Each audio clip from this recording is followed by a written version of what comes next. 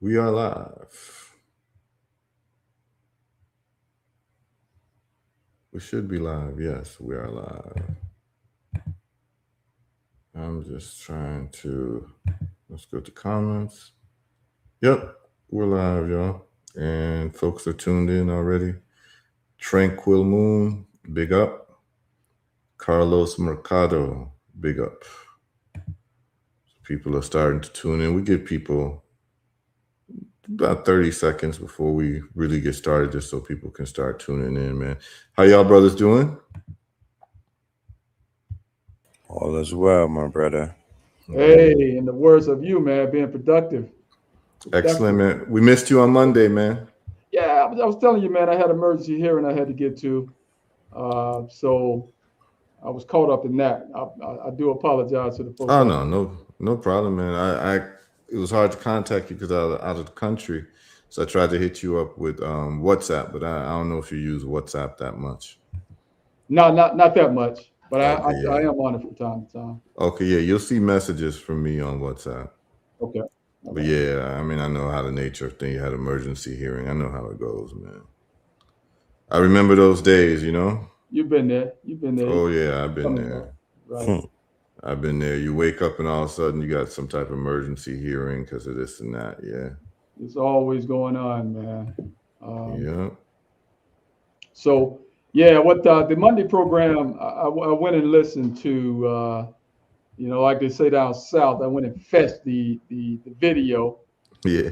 and it was good stuff. Good stuff, as always. Yeah, yeah, we talked about London and the food and the ingredients that are banned and what have you.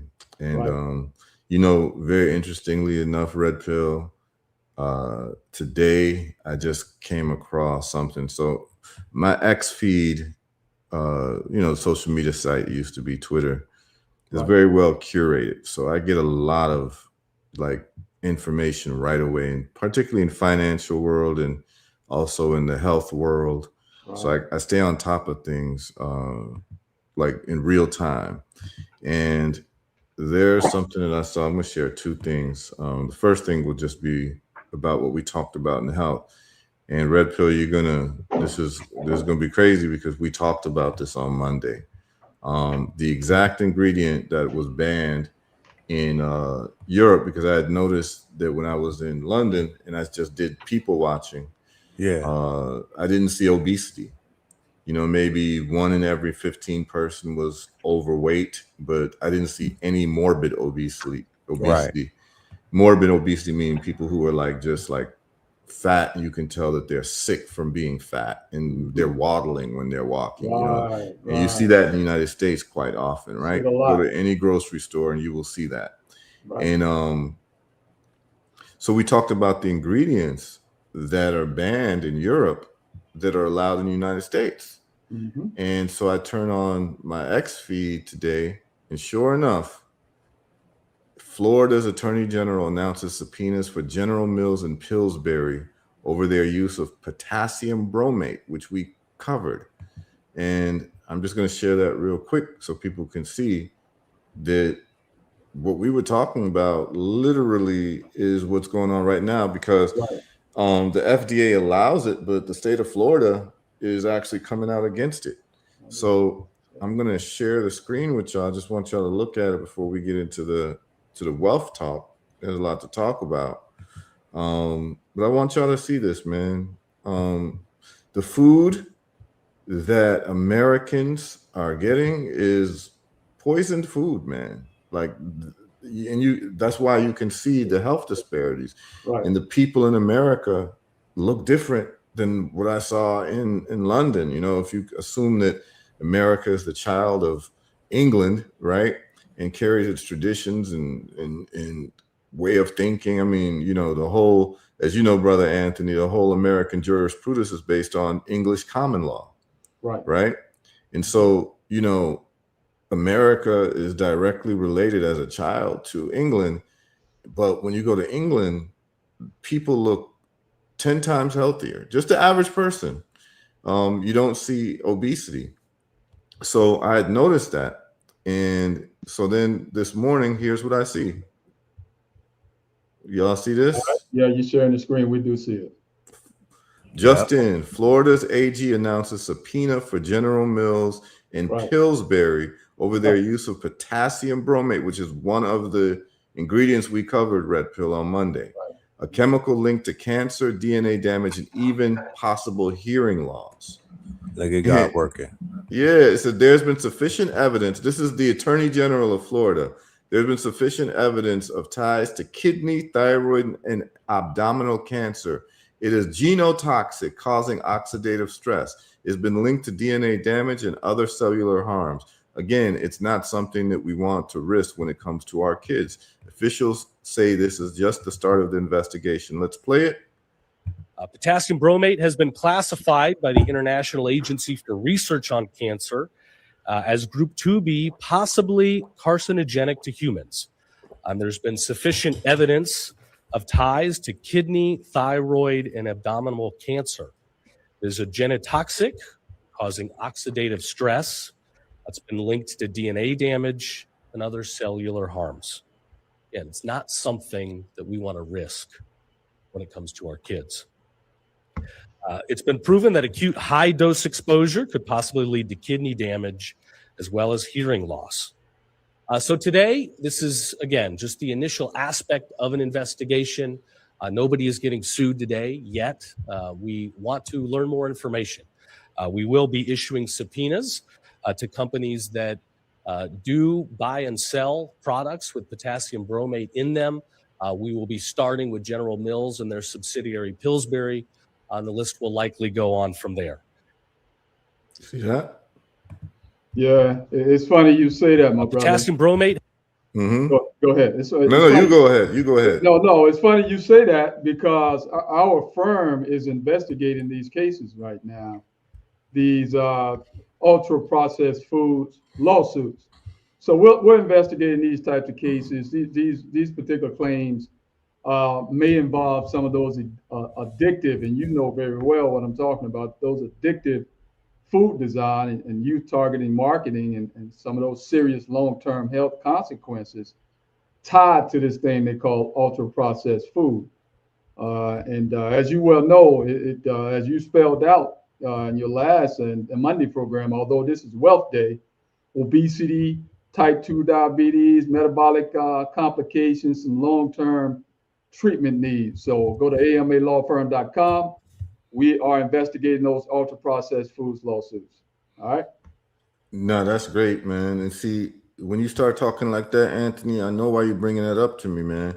You want me to resurrect my law license and get in league with you. I want start you to knocking this stuff out. Absolutely. You need to do that ASAP. And then I see you working. I've seen you hint that to me a few times, man. Well, Brother Joseph been too. We've been communicating as well over in the A. Oh yeah, Brother Samuel Joseph. Yeah. Big up Sam. You know, this is very important, and I've always said to you that, like, if I was to practice law again, there's definitely two things that I would do. I would do class action lawsuits against the pharmaceutical companies and the medical industry for lack of informed consent. Right. Like, you know, I'll just recap. I did a lecture in London on reversing illnesses last weekend. And when I was going through the side effects of the medications that people were taking, because people were just, we were talking about the medications that a lot of people in the room were taking. And when they saw the side effects, you should have seen the looks on people's faces, man. Right. Mm-hmm. The people were completely shocked. People were completely I think they felt betrayed, man. Right. That because all of these symptoms that I was showing them on drugs.com was in black and white. And these are things that people have been going through. Mm-hmm. People on cholesterol medications who also got diagnosed with diabetes, not knowing that a lot of these cholesterol medications raise blood sugar. Mm-hmm. Right. So you're taking a cholesterol medication. And then I talked about the history of cholesterol medications where it was based on faulty science, right? Right. That is, the cause of heart disease has been shown that it is not that cholesterol issue, it's actually inflammation. But they're still prescribing people cholesterol medication. And so Right. in the cholesterol medication, like the atorvastatin, fluvastatin, which on fluvastatin, it says hepatoma, which is basically liver cancer, Right. right? Like as a side effect. It literally says it on fluvastatin. It says hepatoma, which is liver cancer, liver tumors. And then it tells you, diabetes, it tells you increased blood sugar, and they'll say like hyperglycemia. So all these people sitting there taking statins who also got diagnosed with diabetes didn't realize that the statin that they were taking raises their blood sugar. It Right. either exacerbates their diabetes or it causes their diabetes. Mhm. And so when they were seeing this, they were just, you know what I'm saying? Oh, late RTP says the lecture was fire. Oh, okay, I think this is a brother I met in London who came to the lecture, who also watches our show. He talked about Red Pill. He's been following Red Pill for some time. So he shouted you out, Red Pill. This brother right here, Lay Salute. RTP. Yeah. Yeah. He came. Salute to the God. Yeah, I met him personally, man. Big up, brother. So people were completely like really upset, man, when they saw this. And so there's an informed consent issue that is a violation of the Geneva Convention of Human Rights that came out of the Nuremberg laws. And I talk about this all the time. And so it's like, if I did resurrect, I haven't practiced law in 20 something years. I can't believe how time flies. And I can't believe I'm saying 20 something years, man. But literally, I haven't practiced law in 20 something years. But, the more we do this show, every now and then Anthony makes it known to me, the work that he's doing. And man, I think this would be easy cleanup. I mean, we literally could do class actions to sue these companies, these pharmaceutical and these medical practitioners for not giving people informed consent. Like your doctor should at least be doing what I do in the sense of sitting down and showing you the list of the side effects for the drugs and more essentially like the common ones and the most dangerous ones, like the renal failure part. Like you should know that if you're taking a certain blood pressure medication that you're at a 10% or 20% risk of renal failure. You should know that from the beginning. You know what I'm saying? So yeah, Anthony, who knows, man? My life is so cool right now, man. I don't feel like being in nobody's court. But I know, man. I certainly, Right. here, I'll put it to you this way. I certainly wouldn't mind advising you, right? Well, you know, it's set up for you to advise Sam. Sam is moving over into personal injury. Okay. He's criminal defense right now. Mhm. So it'll be ideal you work with Sam, and he's new to personal injury. He may need some of that mentorship and advice. Yeah. I'm talking about like for some class actions. Oh yeah, So like if you're doing any class actions on these pharmaceutical companies, let's sit down and have a meeting session on how we can go about it. Because all we need is just one license. right. Right? You don't need me to have a license anymore. As long as you have a license, the case can be done, and I can sit with you Let's do it. and Let's do it. and walk you through We everything. need more class actions, man. Just like Yeah. the warrior lawyer, Alton Maddox, been saying for years, man, with class action lawsuits.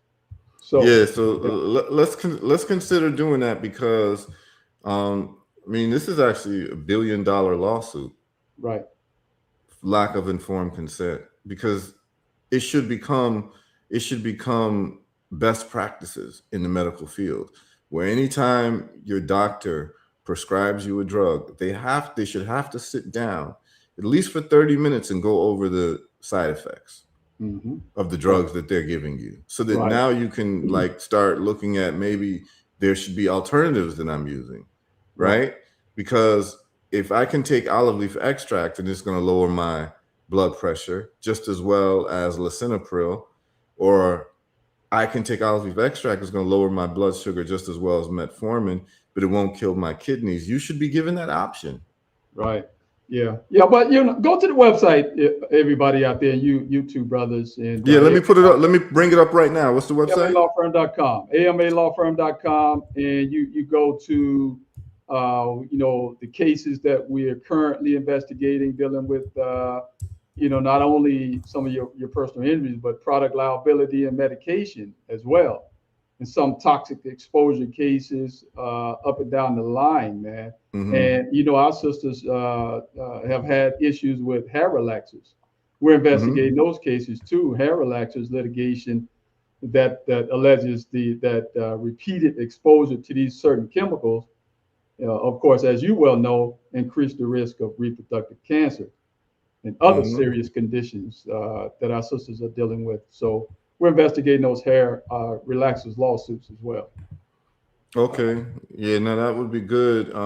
Yeah, we can sit down and talk, because what I certainly can do is advise you on some of the strategy, and also kind of vetting expert like testimony, because that's, you're going to need certain expert witnesses, right?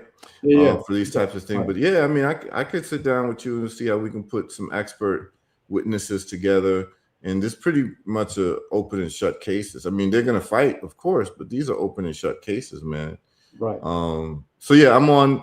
Everyone see AMA Law Firm? We see our good brother Anthony Muhammad, and we got practice areas, automobile accidents, workers' compensation, juvenile law, medical malpractice, medication errors, medical devices, personal injury, product liability, toxic exposure, wrongful death. And they're all free consultations. And these are be individual cases, but we're going to talk about putting a class action together. Right. Yeah. Right. Yeah.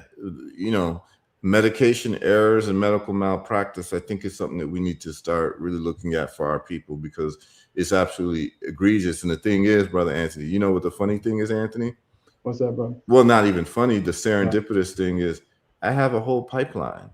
Right. What I mean is that I have customers coming to me every day with violations, right? Because every single customer that comes to me, or every single person who comes to my lectures that says that they've never been given informed consent is definitely somebody who could be a signatory on the class action. Right. Yeah. So, hey, man, you wouldn't believe some of the horror cases that I receive on a daily basis from our people. That's what 99% of the calls that I receive from Africans. So they're horrible, man. This pharmaceutical medical killing machine, man, are killing folks on many, many levels. So class action lawsuits is definitely in order, my brother.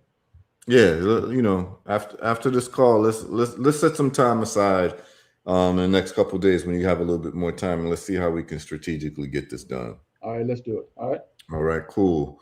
So Wealth Wednesday. So we see that the state of Florida is actually going to do lawsuits against Pillsbury and General Mills. That is very good. And people, that's the flour that you all are eating. The white flour. Look at your ingredients. If it says potassium bromate, do not buy it. Or if it's in your house right now, the best thing you could do is look for the wheat in the flour that you have in your house. And if it has the ingredient potassium bromate, throw it away. Okay? This is very, very serious. And there's going to be class actions. And why not? Why shouldn't we do class actions? What's really funny as we close is that when I got out of law school and I moved to Florida, the very first place that was going to give me, that I was going to work for, was there was this lawyer, this law firm that was doing class action lawsuit against the tobacco industry. That was the very first job that I had an interview for. It turned out that I didn't end up taking the job. At the time, my bar results hadn't come in yet. So they were basically saying that, you get a certain amount of pay until your bar results come in. And so I did something else. But, by the time that I had passed the bar and got my results, I ended up, doing something else. But yeah, I was actually going to work for a law firm, and their whole thing was class action against the cigarette companies. And they ended up winning. So I know that the law firm, what is it? You get like, it's 33%, right? Well, no, well, yeah, the contingency fee agreement. Yeah, it's 33%. Yeah, So they raise a little better than that, maybe 40, 50 if you're going to litigate it. yeah, so I can tell you this. I know that law firm got like $1 billion judgment, Anthony. Right. Like a few years later. So we're talking about at least $330 million came to that guy. They get the money, man. So I don't see why we shouldn't do $1 billion lawsuit against the pharmaceuticals and get a windfall of $330 million for ourselves, and we can really dollar cost average then. Well, we'll talk after the program, man. Yeah. That's a nice segue though into wealth. Yes, very nice segue into wealth. So, and as people are tuning in, let's see, people are tuning in on YouTube, people are tuning in on Facebook, and people are tuning in on X. So good to have you all. So let's get into this vibe. So again, I can't stress it enough. And Brother Red Pill is ahead of the curve in what he's doing with AI. AI is it's going to be the new economy, and it's slowly becoming the new economy. Why am I saying that? I'm going to play this for you because this came up in my X feed today as well. So many of you all have heard of Dana White. Dana White is UFC. The UFC guy, but what a lot of people don't understand is that wealthy people, they serve on the boards of other companies. So this is how wealthy people make money too. They serve on the board of companies, and them being on the board where they advise and what have you, whether they even know anything about the topic, just because you're wealthy, they understand how wealth works. And so other wealthy people, they like to have other wealthy people on their boards of their companies. So it turns out Dana White is on the board of Facebook, of Meta. Sure. Okay. I mean, what does someone who runs a fighting organization have anything to do with a social media company and a tech company like Facebook? Well, wealthy people deal with wealthy people. And that's why wealthy people get the inside information of what's happening. And that's why they're able to invest in things before other people. Okay. So it literally pays to be wealthy. So I want you all to see this. I'm going to share this with you all. And this is why, the work that Red Pill is doing, he needs to get a standing ovation for it because he's ahead of the curve. And many times our people are behind the curve. Right. Okay. So I want you all to look at this. I want you all to just listen to what he's about to say. I was shocked when I saw this. All right. Listen to this. 10 kids. You all see this? So Meta, we got it. Okay, I'm on the board for Meta. Meta is the name for Facebook. Okay. Mm-hmm. And they're going all in on AI, right? Listen to what he's saying. Just listen. All right. So Meta AI, I'm on the board for Meta. I just got back from a Meta board meeting. Zuckerberg, who is a brilliant gangster, this guy is a gangster. These people who try to talk about him and everything else. I'm so blown away and impressed by this guy. He's an animal. And putting all the chips in on AI. We just hired like 10 kids that are aged 22 to 28. The average salary is like $65 million. Did you all hear that? Yeah, it's crazy. Yes, sir. Did you all hear that? I'm going to I'm going to rewind it. Yeah, play it again, brother. I'm going to rewind it and then play the rest of it, and we're going to talk. So Meta AI, I'm on the board for Meta. I just got back from a Meta board meeting. Zuckerberg, who is a brilliant gangster, this guy is a gangster. These people who try to talk about him and everything else. I'm so blown away and impressed by this guy. He's an animal. And putting all the chips in on AI. We just hired like 10 kids that are aged 22 to 28, the average salary is like $65 million that these kids are making that are coming and working on AI.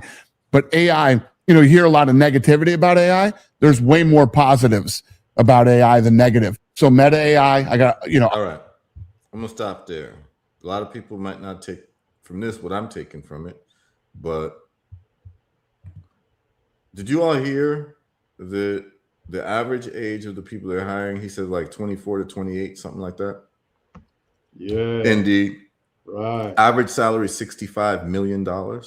Yeah. Come on in, Red Pill. We need you to share what you know about this, my brother.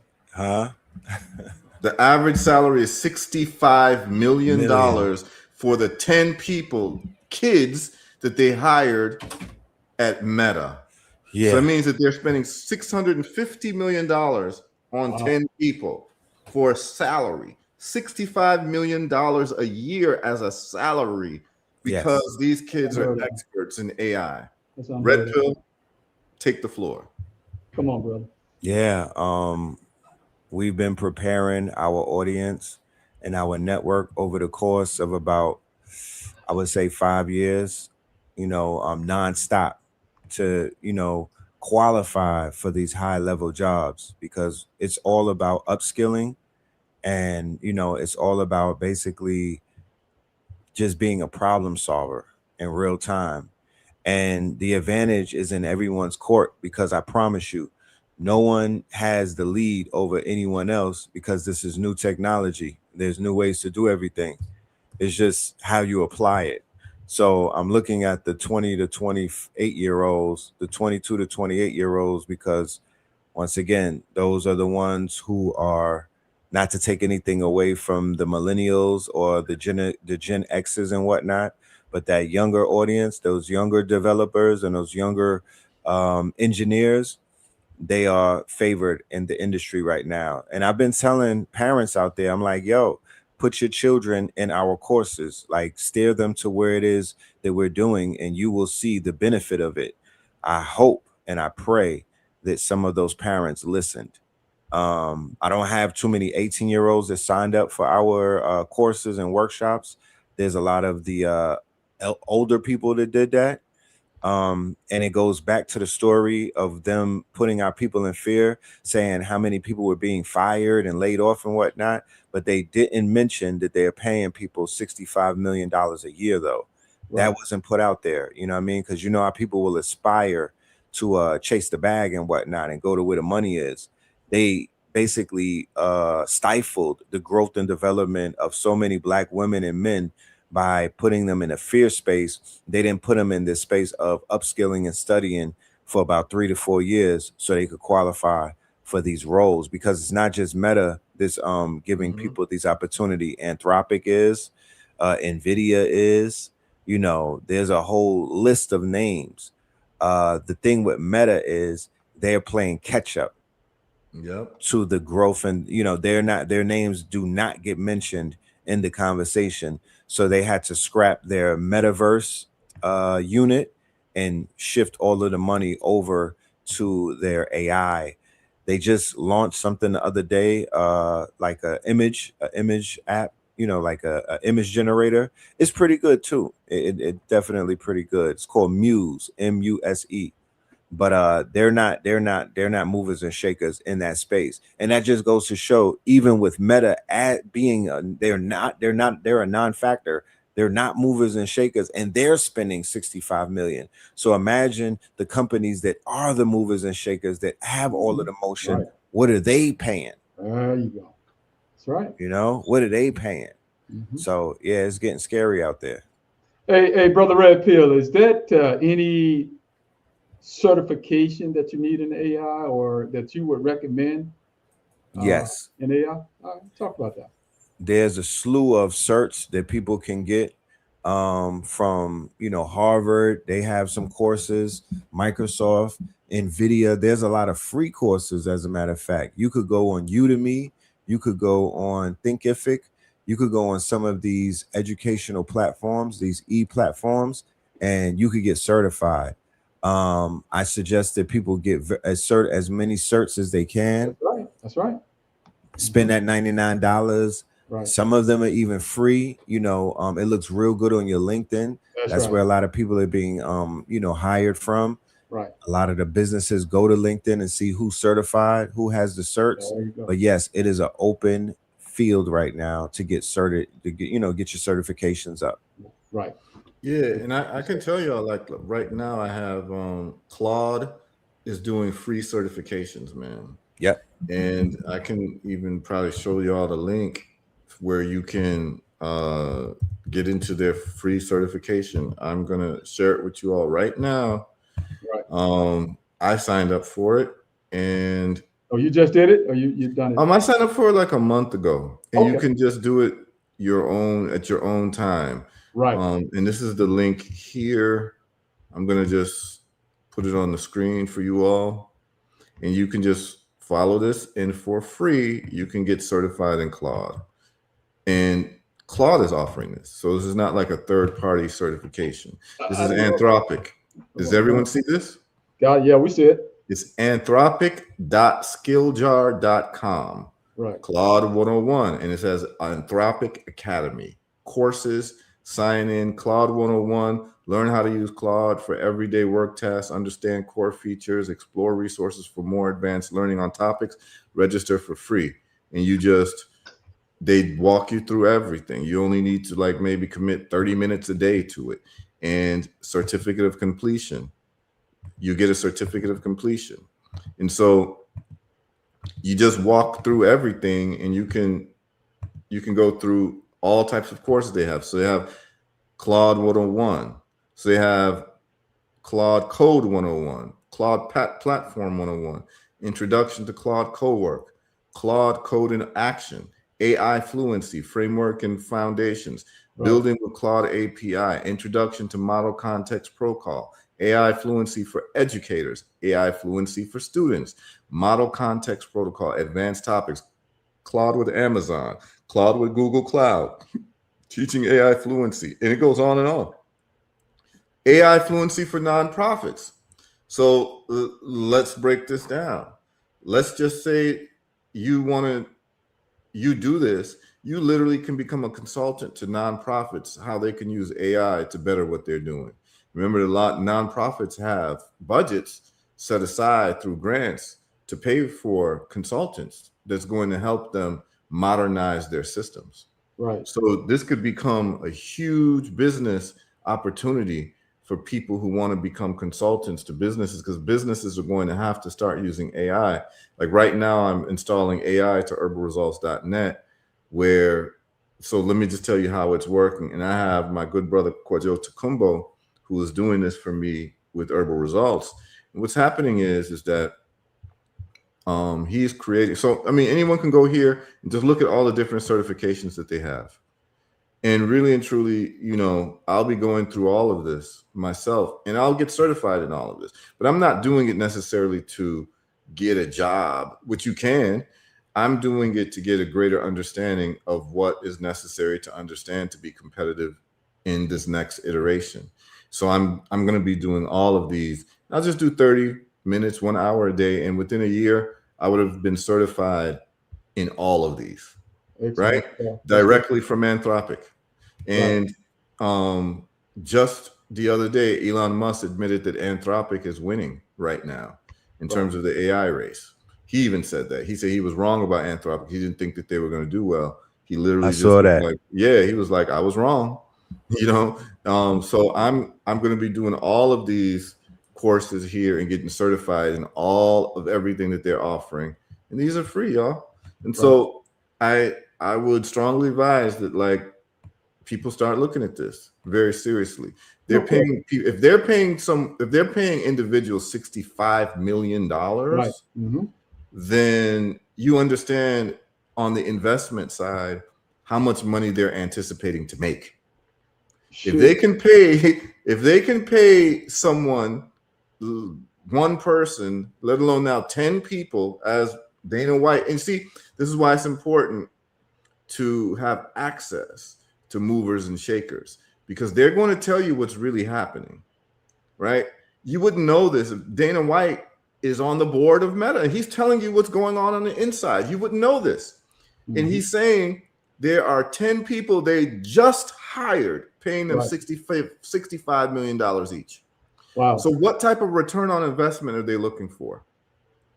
They're looking for at least a 10x. That's crazy. It's going to be unbelievable. Hey, brother Red Pill, did you know, man, that you can go to school, college, and get a degree and a master's degree in artificial intelligence?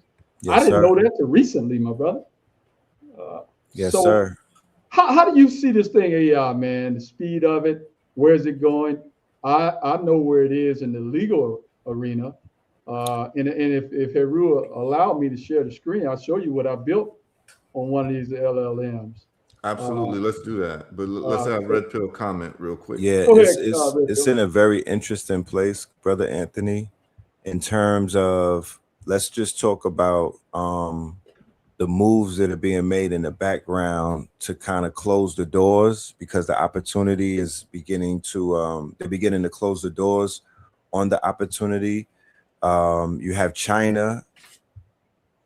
They are contemplating restricting open source models, and they're also contemplating pulling back on the plethora of AI models that they've shipped, right? Because they are the direct threat to the market, right? Because Anthropic charges a certain amount of money. So does all of these other, what they call frontier models in the USA. And as we saw with the Mythos release, and then with ChatGPT, with the Soul and the Luna and the Terra release, they held it back and only gave enterprise access to it. And what does that mean? Wow. What that means is they're creating a moat right now where the average person is not going to have these super powerful computers in their hands. Because first of all, a lot of people don't know what to, I mean, they're not doing what they're supposed to be doing with it anyway. They're not innovating, they're not building. And when I say they, I mean our people. Let's be clear. We are not doing anything to the degree. We're not disrupting any industries. We're not really building like that. You have individuals that are doing things, but there's no real, like, the time and the energy people put into like complaining and marching and doing other type of symbolic gestures. If they shifted that energy into building and to disrupting, they would make more. Red Pill, can you say that again for the people in the back?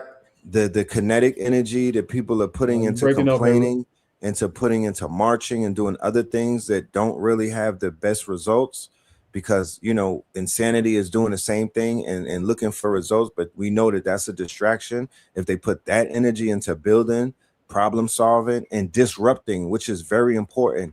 If we're not disrupting anything, then we're not doing anything.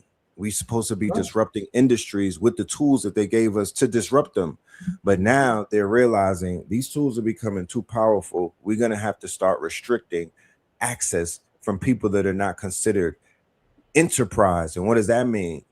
Yeah, a lot of people have LLCs, but they're not corporate. They don't have corporations. So enterprise is becoming the favored go-to and whatnot, and they're restricting these powerful tools from the hands of the average person, because it's like, we're not about to give y'all all of the tools to take us down, because at the end of the day, we've seen the stock market get disrupted when Anthropic dropped certain tools. We saw when DeepSeek dropped, it made the market, the whole board went red, right? Because it disrupted all of these legacy companies that had a monopoly on certain things and whatnot. Yeah. Good point. And you're right, man. I see it changing. It's going, and they know, of course, because I see it on the legal end as a solo attorney, and with AI and dealing with these large language models, it put me on par with some of the major and big corporate law firms. So that is how powerful AI is. So it kind of puts you on that level. And if you're not using AI in your company, you're going to be behind on this thing, brother Red Pill. And when I started to using it, I saw a tremendous change, not only in the product, but also in the return. So let's get into it, brother Anthony. Let's get into some specifics, right? I want you to talk about how you've been using AI to scale your business, and I'm going to talk about AI being used to scale herbal results. So why don't you go first, Brother Anthony? Yeah, You can I share. use, well, You I can just share. I just go with some of the injury cases that I Mhm. work. Did you want to share your screen or something? Yeah. Let me show it Yeah. to you, brother. I want to Yeah, show you it to Red can. Pill. You've already seen it. And y'all, you see that? No, we're not able to see your screen. All right. Okay. I don't. I need to do something on my end, brother. No, you shouldn't. You should just press plus. And you should be able to do it. All right. Let's do that. Share screen and go here. Do you see it now? No, not yet. Does it say? Let me see if it's. Let me see if it's in the queue. No, it's not in the queue. Let me see something. Guess. And so you're in the show. Everyone can see and hear you. I don't know what. All right. So, Yeah, I all don't right, but see that you're in the queue. But yeah, go ahead and let me see. we'll get it done. I'm We'll gonna get see it if I done. can fix it somehow. Yeah, but anyway, what I use Brother Red Pill in the past, third party, to draft some of my documents. One in particular is the demand that I use. So when AI came along, I dropped the third Brother party. Anthony, try it again. I think I I'm already up. changed the setting. It's up. You should be able to see what I want you to see here. No, I can't see it for some reason. Yeah, Huh. so we dropped the third party, brother AI, Heru, and Okay. we started using artificial intelligence for drafting our demands and some other documents. So, and what we learned prior to dropping these third parties, that others was creating tools. Harvey, Eve, they got all sorts of legal tools, legal AI tools on the market. And they were demanding and asking for lots of money to use them to the tune of $15,000 and more a year, 12 and up to use the products. I said, no, I'm not going to pay you. So I went to the LLMs and I built my own tool on par with the ones that are demanding and asking for all the money to use their tools. So these large language models, man, with codecs and all the things that you do on there, and you're familiar with it. So I just took me a couple of weeks or whatever, and I built my attorney dashboard superset, and it got it's from the litigation I'm talking about up and down the line when you're talking about pre-litigation and litigation, the whole 9 yard workflow builder, case command center, the defense forecast, autopilot, litigation mode, case notes. All of this is on my tool. Case valuation AI, the timeline automation, the negotiation simulator, the carrier brain, the value maximizer, the demand builder, the alert center, AI package studio, the settlement disbursement, the settlement toolkit, documents, task, calendar, document. I mean, it's all on there, man. Everything that you ever want. I even took it a step further, and it's better than some of the tools that are on the market now that I built. So we'll get a chance to show it to you a little later, but I'll stop there. Brother Heru, go ahead. Are you still there? We'll let you, Brother Red Pill, come on back, man, and give me a comment on what you heard. Say that again. I'm sorry, my brother.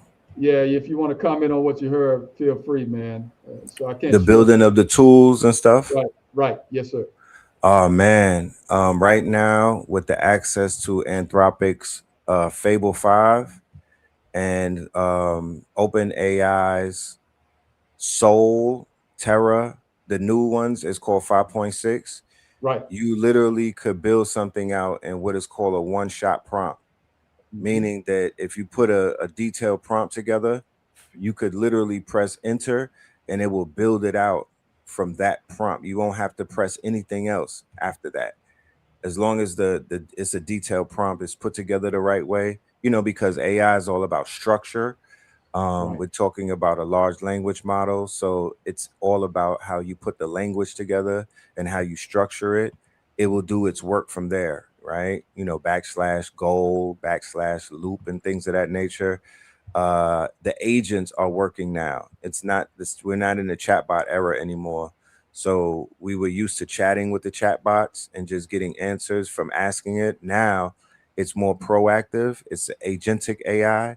So you have to program it similar to how your boss will program you every day, similar to how a manager will program a worker and tell them what to do and give them tasks and things of that nature with an end goal in sight. Well, now you have that same experience. So for the people who may have gotten laid off, or the people who find themselves unemployed or self-employed, or the serial entrepreneurs that literally want to create more income streams, you should not be doing anything but that at this point. Building out tools, building out solutions, and coming up with, I will go into my notes and I will flesh out all of my ideas that I've been dealing with over the years, and I will start building out those ideas into either tools like apps, websites, mobile apps, dApps, decentralized apps and whatnot. There's so many things that could be done at this point. And then one of the biggest things is in education. So if you open up a homeschool, or if you open up something in a community, I'm doing summer school right now in New York and whatnot. I've been tapped to do a summer camp. So there's so many things that you could do in education, and there's billions of dollars in grant money for all of my brothers and sisters that do grants. Go and get the money. Go and get the money. You could hire an expert such as myself. I have other people on my team, and we will help you. We will help to educate you. We will train you. Go and get that bread though. That's something that our women, our sisters, they get a lot of, they're very proficient in corporate America structure and in corporate America. So right now in the agentic AI era, it's all about having a corporate mind state, knowing what the CEO does, knowing what the CTO does, knowing what the COO does, knowing what different people do, and then you program your agents to become your workers. So there's a shift in mentality that we're having right now, to whereas we're waking up and we have somebody working for us versus us waking up and working for someone else. Absolutely. Absolutely. And Brother Anthony, I looked it up and there was nothing special that had to be done to share your screen. All you were supposed to do was hit that plus button. Right. And then where it says share screen, because I did want people to see the beautiful layout that you have. You just click share screen, and then you share whatever screen it is, and then you click whatever screen, whatever tab it was, or whatever window, and then you click share. And when you click share, it would pop up on my panel, and then I would just allow it to be shared. So I don't know if you did that, but it would have been great if we were able to. And if we can't do it this week, we'll do it next week. We'll figure it out. Yeah. We'll definitely figure it out. Yeah. Did you want to try it again? Let's do it again. Render entire screen there, Microsoft Edge. I see the Microsoft Edge. That's not what I want to show there. Can't find what I want to show, but continue on. Yeah. I'll let you know. You could go entire screen if you want. So then whatever you're looking at, that's what we'll see. Okay. So you could just go entire screen. That way you don't have to pick that particular window. You could just hit entire screen and then click where it says entire screen. Can you see it now? And then you hit share. Did you hit share? Yes, I can. Yes, wait. Yes, I can. Yep. Here we go. All right, you see it? Do it. Yep. All right. Red Pill. Here's what I built here, brother. Called the Attorney Dashboard. Yes. In the superset here. And it's a practice hub right here. I don't have any information on there, confidential or personal information. If you see on the left right there, that's the pipeline board. Pipeline board, beautiful. That's the matters there. We do the intake, personal injury stuff there. You got even the intake queue. You got your medical chronology where you can put what you want in there. And the way you do it, my notes, I got hospital notes or something coming in. I'm putting it here, and then I'm clicking over here to my package. And that package right there, I'm going to the LLM and clicking over there and doing my thing. So I won't have an issue with confidentiality and those types of things and giving out personal information. You got the demand builders there, my brother. And then you got discovery when you go litigate, case review, and the strategy energy, the workflow builder there. So it can build and copy, and it's got a Dropbox right there that build demand package, build your negotiation packet or pack, and you got my case command center, and you got your missing evidence and all that there. Your case command develop the file before sending demand, and defense even got a forecast right there, give you some forecast and allow you to build your rebuttal pack right there. This is all what I built, man. You got autopilot, and autopilot plan. That's for the intake to demand guide plan, and your litigation mode is here as well. It even gives you your trial themes, deposition prep targets, your trial themes, your litigation builder. All here is a game changer, man. And also you got your case notes, your case notes there, and your case valuation AI right here, your value and your carry expectations, all there. You got your time automation right here built in, time automation. Now this is all from LL. This is all from your AI. This is what I built here. So, and you got your carrier brain there, where you got the predict likely adjusted themes and reserve posture and some of those counter patterns right there. And you got your value maximizer, where you see what is suppressing value and what actions can be increased right there. And then you got your demand package builder that goes and do all the work that a third party used to do for me. And you got an even alert center, and you got your AI package studio right there. You got your master AI packet and case packet, demand workflow file. And but the bottom line is, I would have to go out and purchase a tool and pay them monthly up to the tune of $15,000 annually or more. So I decided to build my own. This is what I came up with, my brother.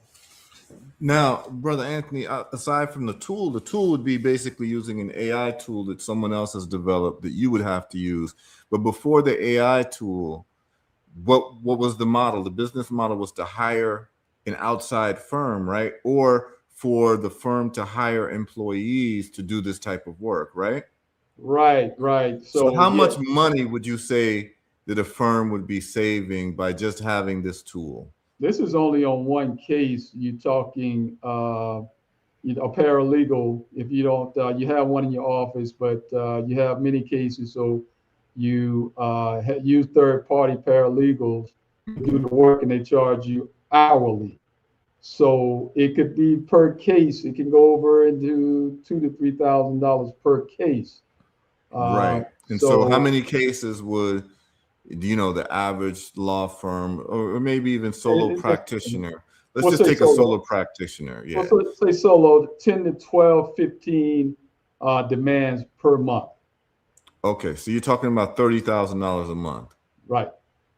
So that's $360,000 in a year that you're saving by just having an agent. See, this is why this conversation is really important for people to understand. And here's the other side, is that if Brother Anthony wants at any time, he can sell this agent that he's developed to other lawyers. Because what happens is that you just plug in the case information into a portal, and then it takes care of all the paperwork that would necessarily need to be done along with the development of the case all the way up to settlement.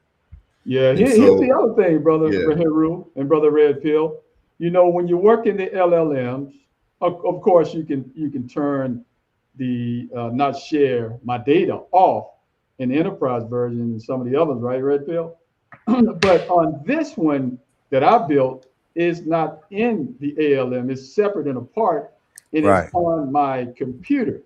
Right. So Right. It's whatever local. it's local. There you go. That's the word I'm looking for. Got my Oh, expert no. right here, expert Red Pill AI. So look, but so it's local on my computer. You know, to deal with confidentiality and personal information that I don't want. Although the LLM will let you know, or you can uncheck that or check it. You don't want your data shared in the LLM. I don't trust that. So Right. when I want to go over there, I have an opportunity in my tool to you know, to either use fictitious name, and then you parlay it, you carry it over to the LLM, and then it will spit out whatever you want. But Yes. mine is already built. Well, go ahead.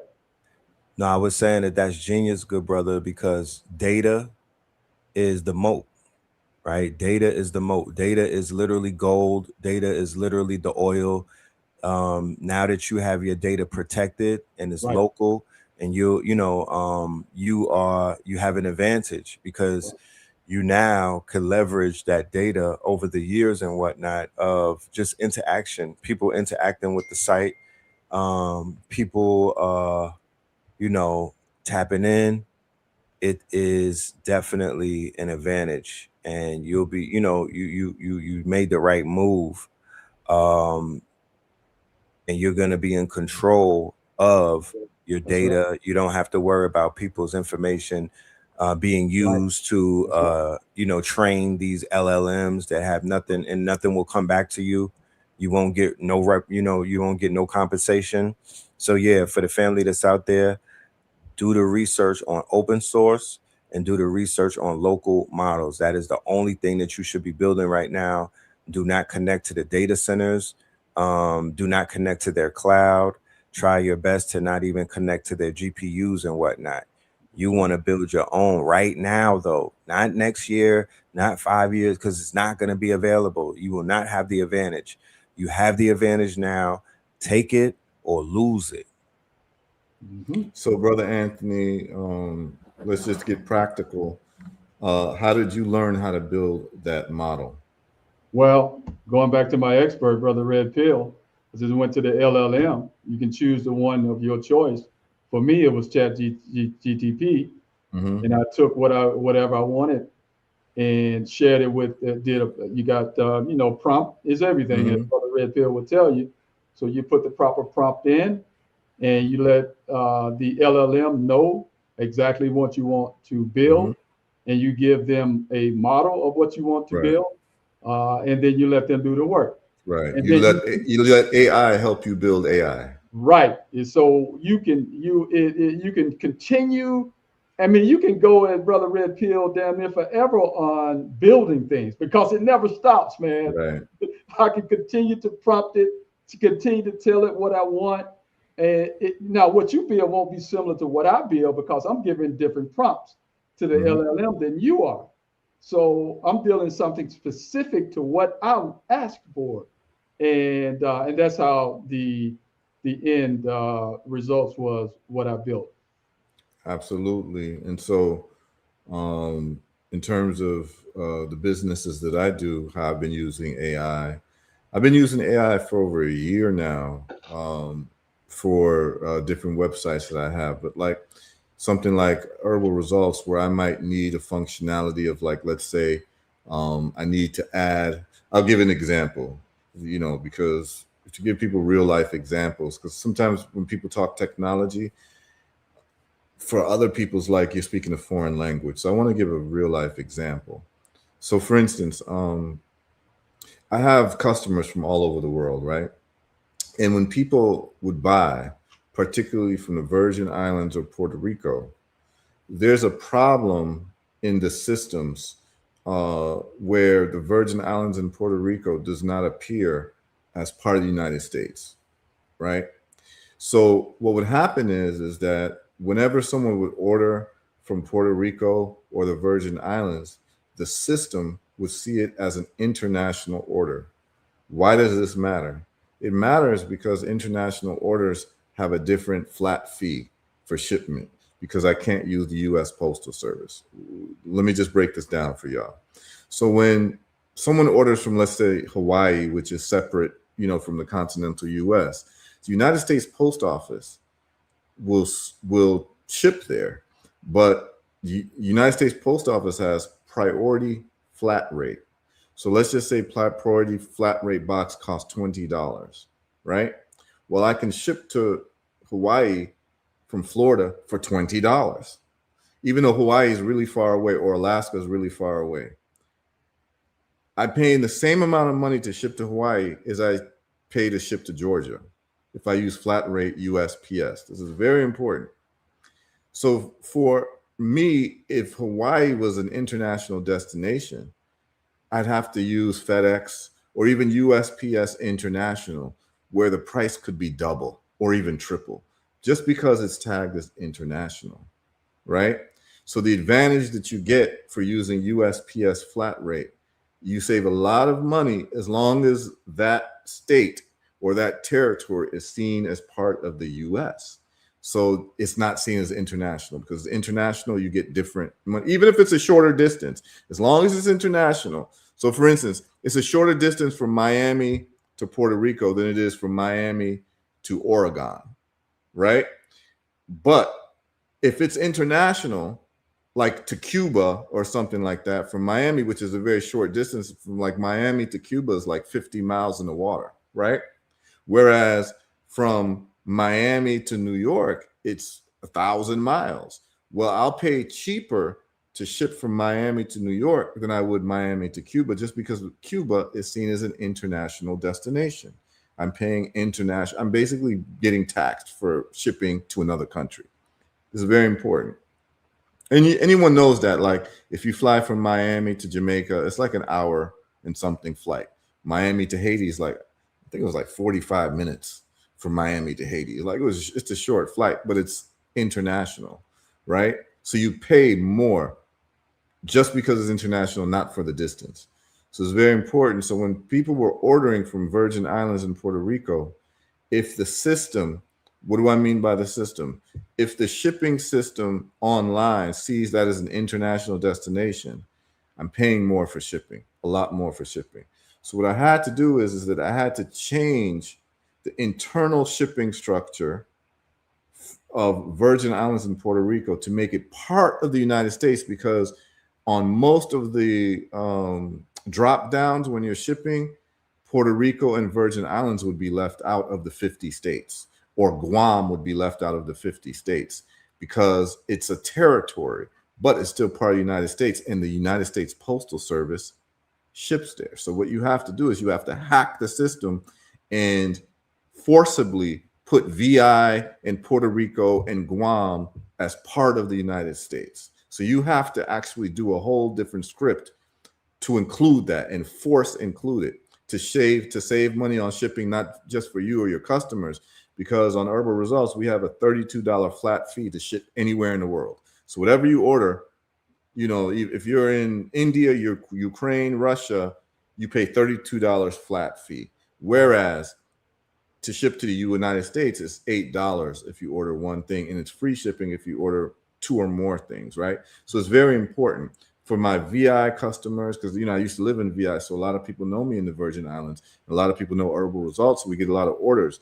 So now imagine someone from the United States Virgin Islands having to pay $32 more for shipping when they're actually part of the United States, because we're shipping from the United States. So they should get the benefits of the free shipping, right? Or the flat rate shipping that's lower, that's domestic, right? Because what was happening is that my Virgin Islands customers and my Puerto Rican customers were being unjustly penalized for international shipment when they actually have the United States Postal Service that also delivers there. All right, so check this out. I was able to go to Grok, which is just like ChatGPT, and I said, write me a code that allows the VI and Puerto Rico to be included into United States shipping. And it wrote me a code, what's called a code snippet, that you put into your WordPress that forces Virgin Islands and Puerto Rico to be a drop down in the United States in terms of the 50 states. So It adds more of the states. So basically makes VI a state, Puerto Rico a state, and it solves the problem. But I couldn't have done that unless I hired a programmer, or and that programmer would have charged me about $600 to do it. No question. I was able to get it done for free on Grok. Wow.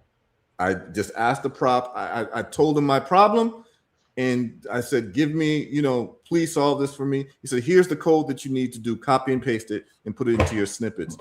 Matter was fixed within 2 minutes for free. Yeah.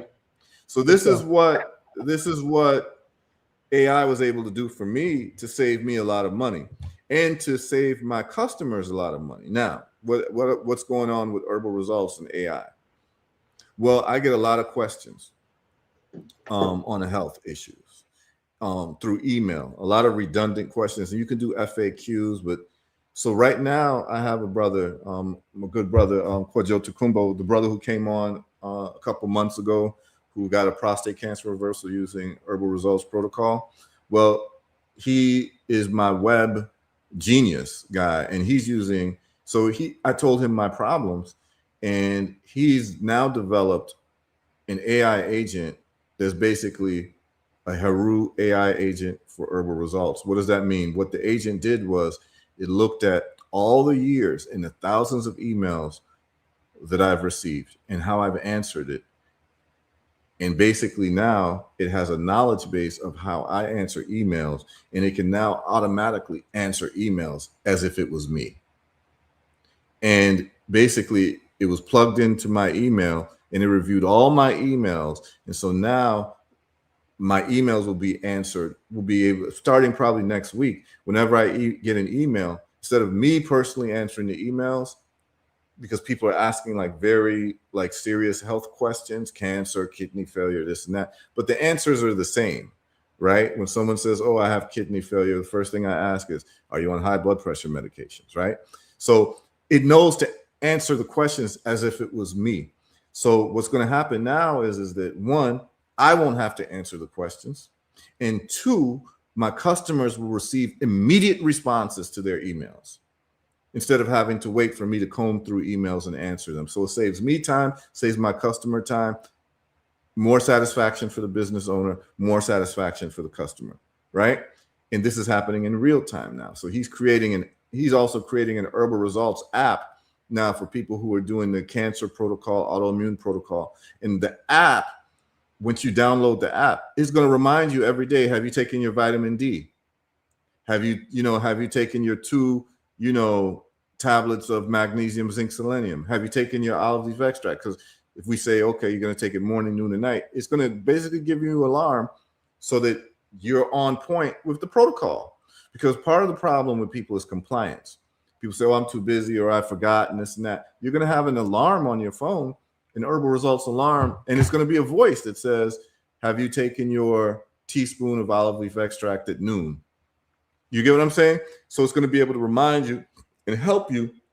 It's basically going to be your health assistant, Herbal Results health assistant. So he's developing that right now, along with an email agent that's going to be able to answer people's emails immediately. On HeruTrades.com, he's developed what he's calling the Heru Trade Agent.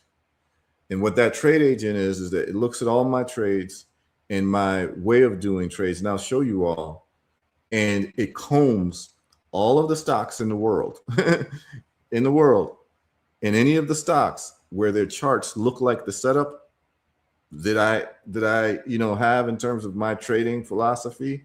It gives me an alert, or it can give you an alert too. And this is for all the stocks in all the stock markets. So oh, this thing is oversold right now. It's a good time to buy an option or a good time to front load on it.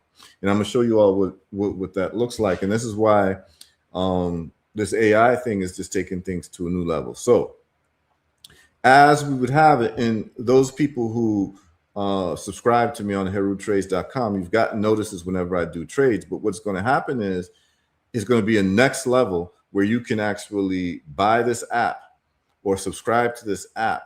And it's going to tell you, instead of after I do a trade, it's going to let you know all the different setups that qualify for my criteria. So check this out. I don't have to physically analyze this anymore. So for instance, unbeknownst to a lot of people, all the AI related stocks right now are on sale. All of them are oversold right now. What do I mean by that? Remember, based on, are you all able to see this? Yes, sir. Okay. So based on first principles thinking, what do we know about finance and economics? We know that no matter what economic system you're in, whether it's capitalism, communism, socialism, whatever it is, anarcho-capitalism, crony capitalism, whatever it is, marketplace politics, is always the same thing. The immutable truth in the immutable law is buy low, sell high. Period. Okay? All right. Buy low, sell high. Well, guess what? How do you determine where the lows are? Well, there are indicators in the stock market and Forex charts that let you know when something is oversold and overbought. So oversold means that basically you're getting it on sale, that there's been selling that has hit the bottom. And you always want to buy at the bottom and sell at the top. So that's like, you know, you bought a car for 1,000 and then you sold it for 5,000, right? Or you bought a house for 100,000 and then you sold it for 500,000. You always buy low, sell high. So it turns out you have these indicators that let you know.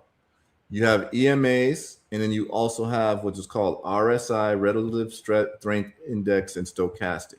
So I'm just going to show you all what's done, how what they say the sausage is made, right? So SanDisk is one of the best performing stocks. They gave you 4,000%, which is a 40x for the year, right? So of course I'm dollar cost averaging. Now, when you look at SanDisk, what do we notice? We notice, and let me put it, the range should be 1 year here, and we're looking at the daily. Now, check this out. Those of you who may be astute at looking at the charts, you're going to notice something. You're going to notice that every time price hits the blue line, it also coincides with lows. What are the lows? The lows are these little spikes down. When it hits the blue, it hits the spike down, the price pops up almost like a trampoline. Are you able to see this red pill? And Brother Yeah. Anthony? Yes, sir. Okay, Yeah. so every time it hits, this is called the 50, which is the water. Those of us who trade, we have names for these different EMAs. So this EMA right here, this blue line is called the water. And we notice that the price likes to bounce off these EMAs with coinciding lows. And so anytime you see this, this is where you want to get into a call option. In other words, buy, or you want to dump money in, as long as you know that this is going to always be increasing in value.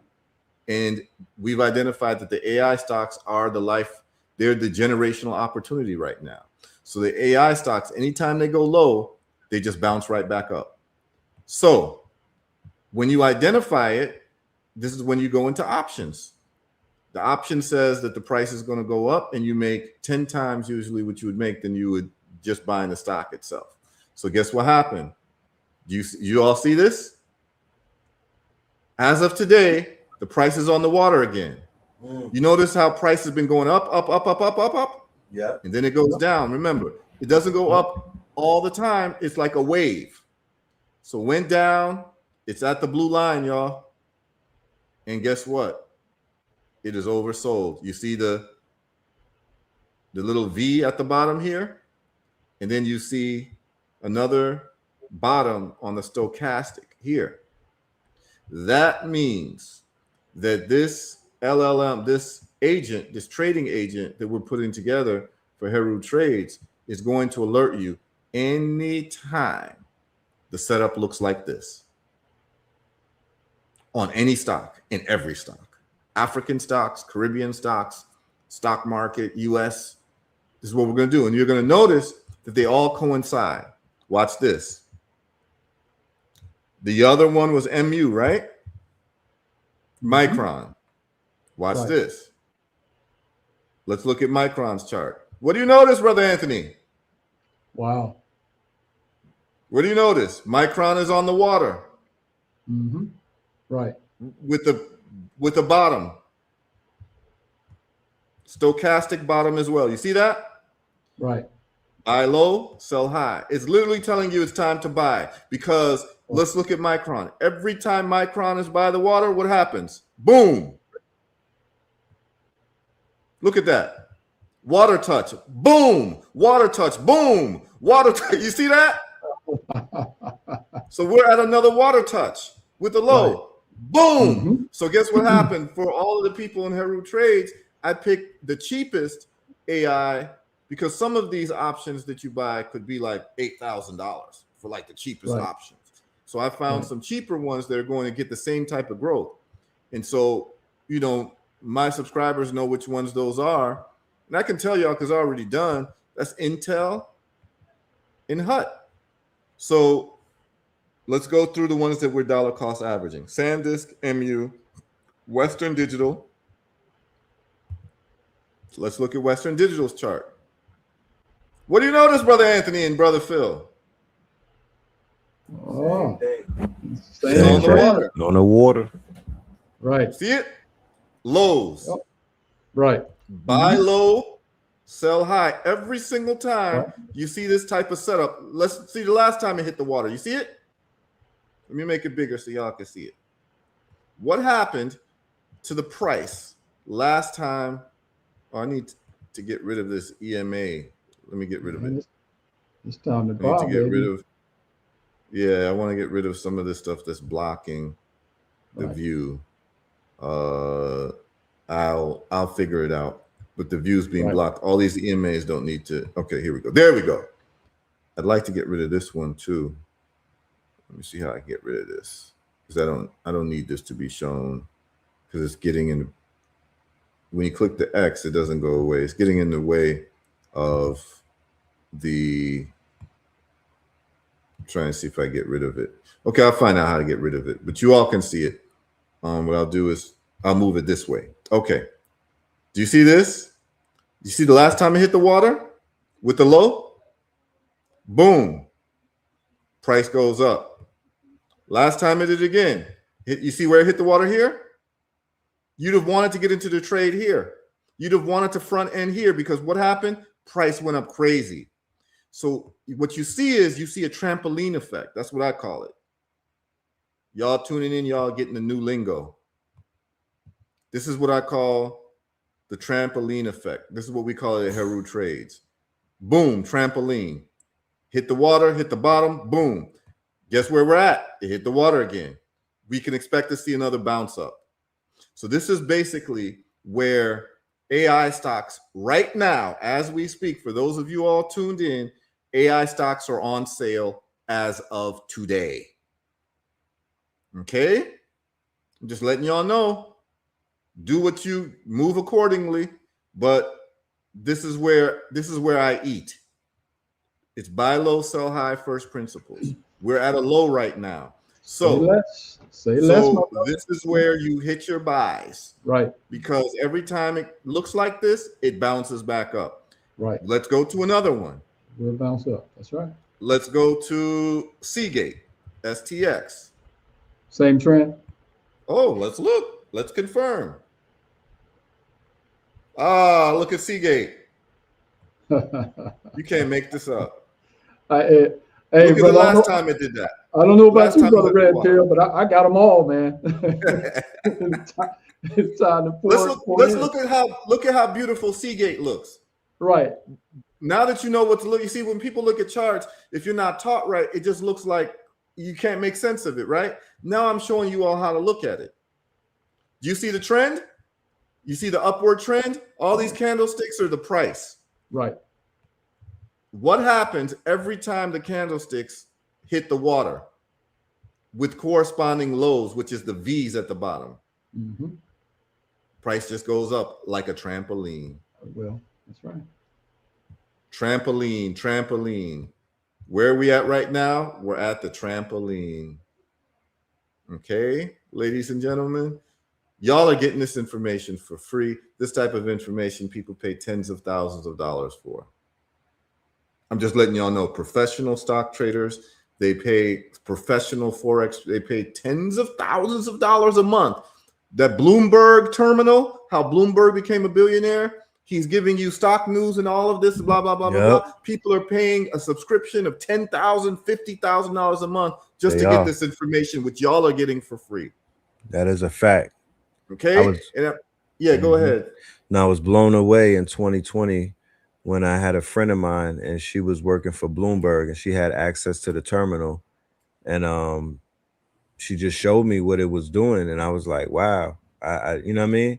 And, you know, just the access, how the access was limited. And it blew my mind. It blew my mind, you know? Yeah. So this is what's going on. And notice that all the AI stocks are doing the same thing. Take note of that. Now, let's go to the other AI stock that I'm Hut. This is the one that I got an option in last week. So I'm sitting down just waiting. I got an option in Hut last week, right here. You see it's on the water? With the low, I got in right here, y'all. I'm just waiting, and I'll be collecting money as it goes right back up, as it did last time. You see, it's uncanny. When it hits the water, it likes to just bounce up. It uses the water as a trampoline. We are at the trampoline, y'all. Imagine someone bouncing up a trampoline, and every time they hit the high, you make the most amount of money. Well, that means that you have to get in right before or right when the person hits the trampoline. This is it right here. Okay, that's Hut. My other dollar cost average is Intel. And I got options on Intel anyone who's my subscribers knows this. Last week was an Intel option and a Hut option. And I might get some more today or tomorrow because it hasn't bounced up yet. Y'all see it? See where Intel is? This is uncanny. Every single AI stock looks like this right now. Okay? You can't say that Brother Anthony, Brother Red Pill, and myself, by making this public and streaming on all of our stations, you can never say we don't love y'all. Y'all can't say that because we're giving you heads up before things take off on a large scale in terms of AI and on a small scale in terms of when the bounce is about to happen, y'all. And y'all can check with me in the next month or so as to what happened. Okay? But look at this. That's the low. It's a low right here. Okay?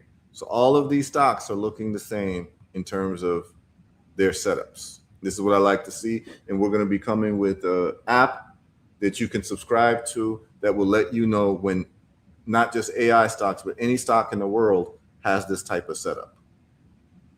It's very valuable. I haven't priced it yet, what I should price it at, but I'm feeling like, why the hell should Bloomberg make all the money? He's not even giving you this type of information.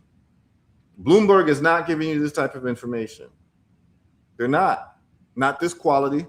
They're giving you a lot of news and gossip and like the terminals and this and that. They're not giving you the technical analysis that you need. And you don't even have to do the technical analysis. What it's going to tell you is the AI agent is going to tell you Intel looks ready. That's what it's going to say. Intel looks ready for a buy. That's all you need to know. And that's what we're going to tell you. Okay, so that AI app is going to be available probably in the next 30 days for y'all. That, you know, you can do what you want with that information. There'll be a subscription fee for that as well. So Heru Trades is a subscription fee for the trades that I actually do. So it's like real time. So when I do the trade, you get notices. But this app that I'm going to be giving y'all for a subscription will let you know every trade that looks right in terms of the setup. And then you can choose what you want to do. Because it's not every trade that I'm going to get into, but it's just I'm letting you know the ones that I've actually done. But I'm also aware that there are thousands more stocks or other positions that look ready, and then you can make your choice from there. But it's going to let you know that it fit all of Heru's criteria for trading, and the choice is yours at that point. So you have both options. You can do the Heru Trade subscription, or you can do the Heru AI trading bot subscription. that lets you know when something is ready. And it's going to be helpful for me because I can't scour all the charts all the time, right? There's a million stocks, and this is going to let me know in real time what's ready and what's not. Okay. So that's very exciting. So this is how I'm using AI to make money off of AI, right? This is what Brother Anthony's doing in his legal practice. He's using AI to make money off of AI, right? So that's what it is. And so y'all just got some game just now with some real stocks that look like they're ready, and you should be able to double your money at least. With trading today, whatever you put in today, probably the next 30 to 60 days, I can't guarantee it because anything can happen, but I'm just telling you, this will be a way for you to double your money. Okay? I'm just giving y'all game. This is free game. You know why? I got love in my heart, man. I had a great trip to London. I'm back. Everything's feeling good, man. It's deep into mango season. You know, those who receive a lot of love are able to give a lot of love. You understand? So I just want to say I love y'all. You know what I'm saying? Yeah. It's just love in the air, man. So this is the information and y'all are getting it. Now let's look at these African stocks. Okay, Tanisha Thomas says, can you give thoughts on Dangote Cement? Yeah, Dangote Cement. Oh, he says the stocks again. Please put them in the chat. Yeah, it's going to be hard for me to like double task, but I'll name the stocks, man. What I'm dollar cost averaging, the good AI stocks is, listen, I'm dollar cost averaging SanDisk, Brother Ayatoro, SanDisk, MU, which is Micron, Hut 8, Western Digital, Seagate, Intel, AMD, and Marvell. So I'm dollar cost averaging 8 stocks. What does that mean? Every single week. So 6 of them every week, I make a buy. 2 of them every day, I make a buy. That's AMD and Intel. So every day, I buy stock on AMD and Intel every day. And I'll be doing this for the next 5 years, every day and every week. Okay. And we've already gone over the dollar cost averaging calculator and what that looks like. Okay. Yep. iToro, that's it. Yep. Western Digital, SanDisk, MU, Hut 8. Yeah. Seagate, Intel, and Marvell. Is that 8 of them? I think you named Western Digital twice. So 1, 2, 3, 4, 5, 6, 7. There's one that's missing. Oh, no, you got Seagate, Intel. 1, 2, 3, 4, 5, 6, 7. But yeah, you did Western Digital twice. Let me find out the one that's missing. Just so you all can get the correct information. I'm just telling you all what I'm dollar cost averaging. So we got SanDisk, Micron, MU, Western Digital, Seagate, AMD, you name that, Intel, you name that, Marvell, and Hut. 1, 2, 3, 4, 5, 6, 7, 8. But I've seen Western Digital twice, so why would that be 8? What's missing? 1, 2, 3, 4, 5, 6, 7, 8. No, 9. You put 9 there. Okay, yeah. So Western Digital's twice, but yeah, anyone could look at what Ayatoro just put up, and that's what I'm dollar cost averaging, and that is what I'm looking for to hit options on. Okay, because we know that AI is going up. Remember, we started the show letting you know that Dana White sits on the board of Meta, which is Facebook, and he told you that they just hired 10 people. And this is for the people who tuned in late. So let me just do this for the people who tuned in late to show you why Red Pill is always talking about AI and that he's ahead of the curve. So I'm about to show y'all this. Some of y'all tuned in late. So this is what y'all need to know, why AI is so serious and why you need to get your coins together and understand that AI opportunity in terms of investment is just like, Google in 1994, Amazon in 2000, electric vehicles, Tesla in 2012 and 2015, Bitcoin in 2011. These are disruptive technologies. And the way that you prove it is the demand for people who are working in that area. And I'm about to share this with y'all. Again, because we did this at the beginning of the show, and I know there's some people tuned in late. Listen to this, y'all. This is for the people who are all in. I know we have over, we have hundreds of people tuned in right now. And I want y'all to see this.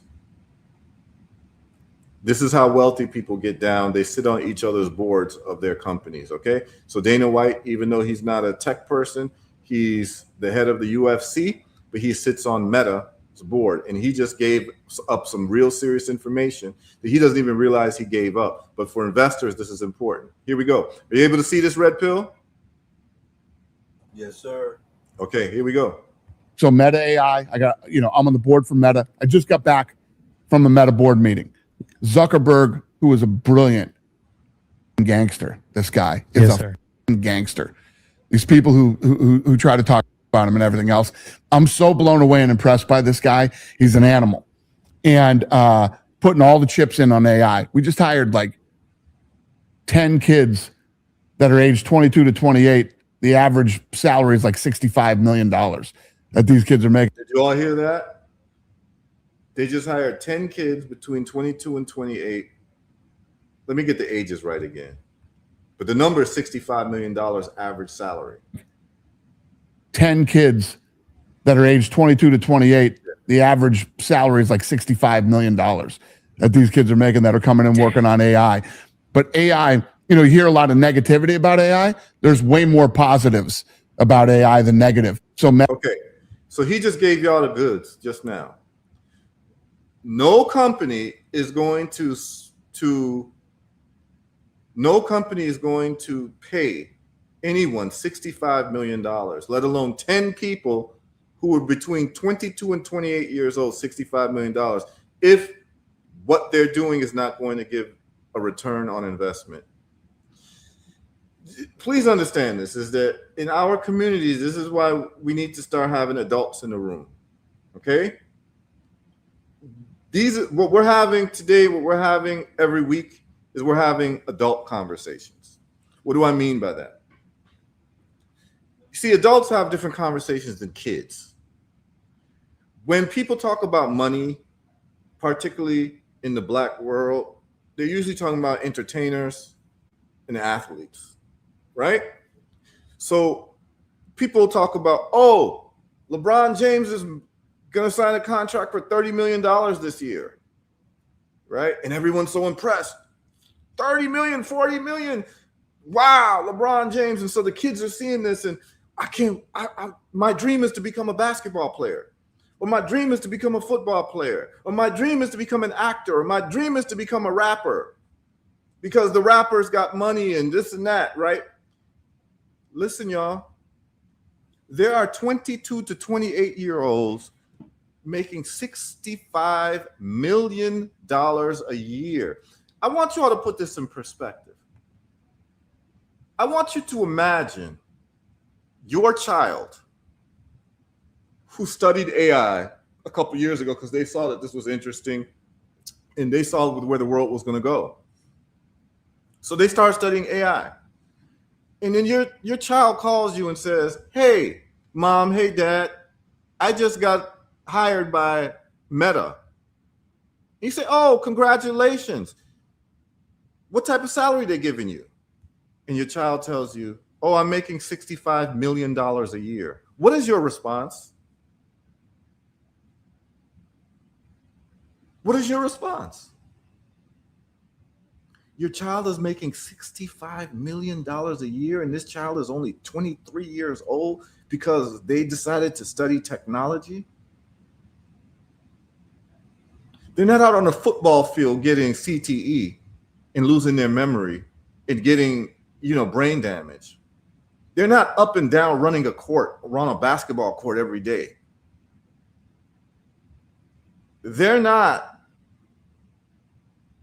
an entertainer that's basically a clown in terms of Black entertainers in America, or get rewarded for being clowns and being anti their people. These people, You never will even know this child. You'll never know this person. They'll be in the grocery store and right next to you, and this person's making 65, not 65,000, not 650,000, not 6.5 million. They're making $65 million a year in an industry. And if that industry can afford to pay people $65 million a year, what type of windfall are they waiting to get? And if you are not investing right now, you're losing. If you're not getting your chips into AI right now, you're losing. This is the reality. AI workers are being paid $65 million a year. Imagine what they expect is going to happen to the stock price. See, this is why people tune in every week to this show, because you're getting information that you normally don't get, because my X account is curated. I get health and wealth information before people get it. Mine too.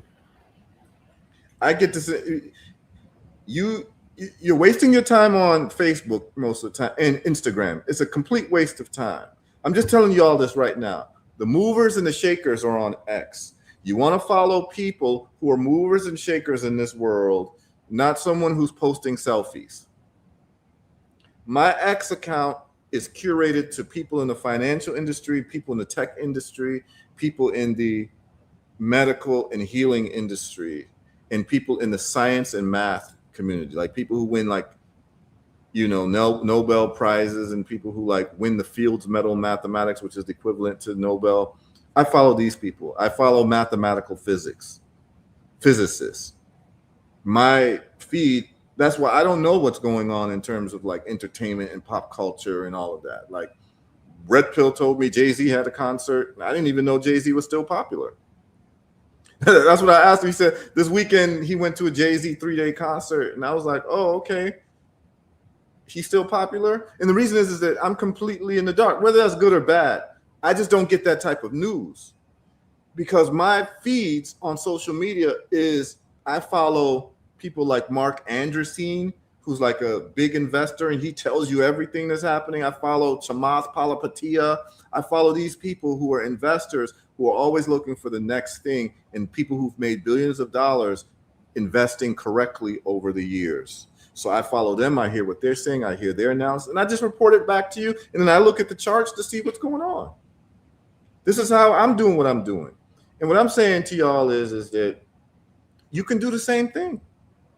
Curate your social media so that you're getting firsthand information from real people who are doing real things. When you're on Facebook, you're usually getting posts from friends of yours from the last 20 years. And your friend could be a bum, but you're getting their opinion on the world. Does that matter? And then you end up into arguments with people about celebrities and all types of things that don't matter. They don't push the needle. Those of y'all who are tuned into this right now, y'all are looking for something different. You don't want to be inundated with celebrity news. You don't want to be inundated with athletic news, sports news, and this and that. It doesn't matter. Unless you own the team, unless you own the Lakers, who cares? That's the point that I'm saying. Start getting into ownership. Buying stocks allows you to own a part of a company, and you appreciate in the value, and you make generational wealth in your sleep. This is the conversation for adults. I want to have an adult conversation all the time. The things that's distracting us and wasting our time is giving us no return on investment for our time. Those of you who tune in every single week to this show, you're getting a return on investment for your time. Any single thing that you do, by the time you hit 40 and up, you should be looking at every single thing you do should be giving you a return on investment for your time and your money. And if it's not, get it out of your life.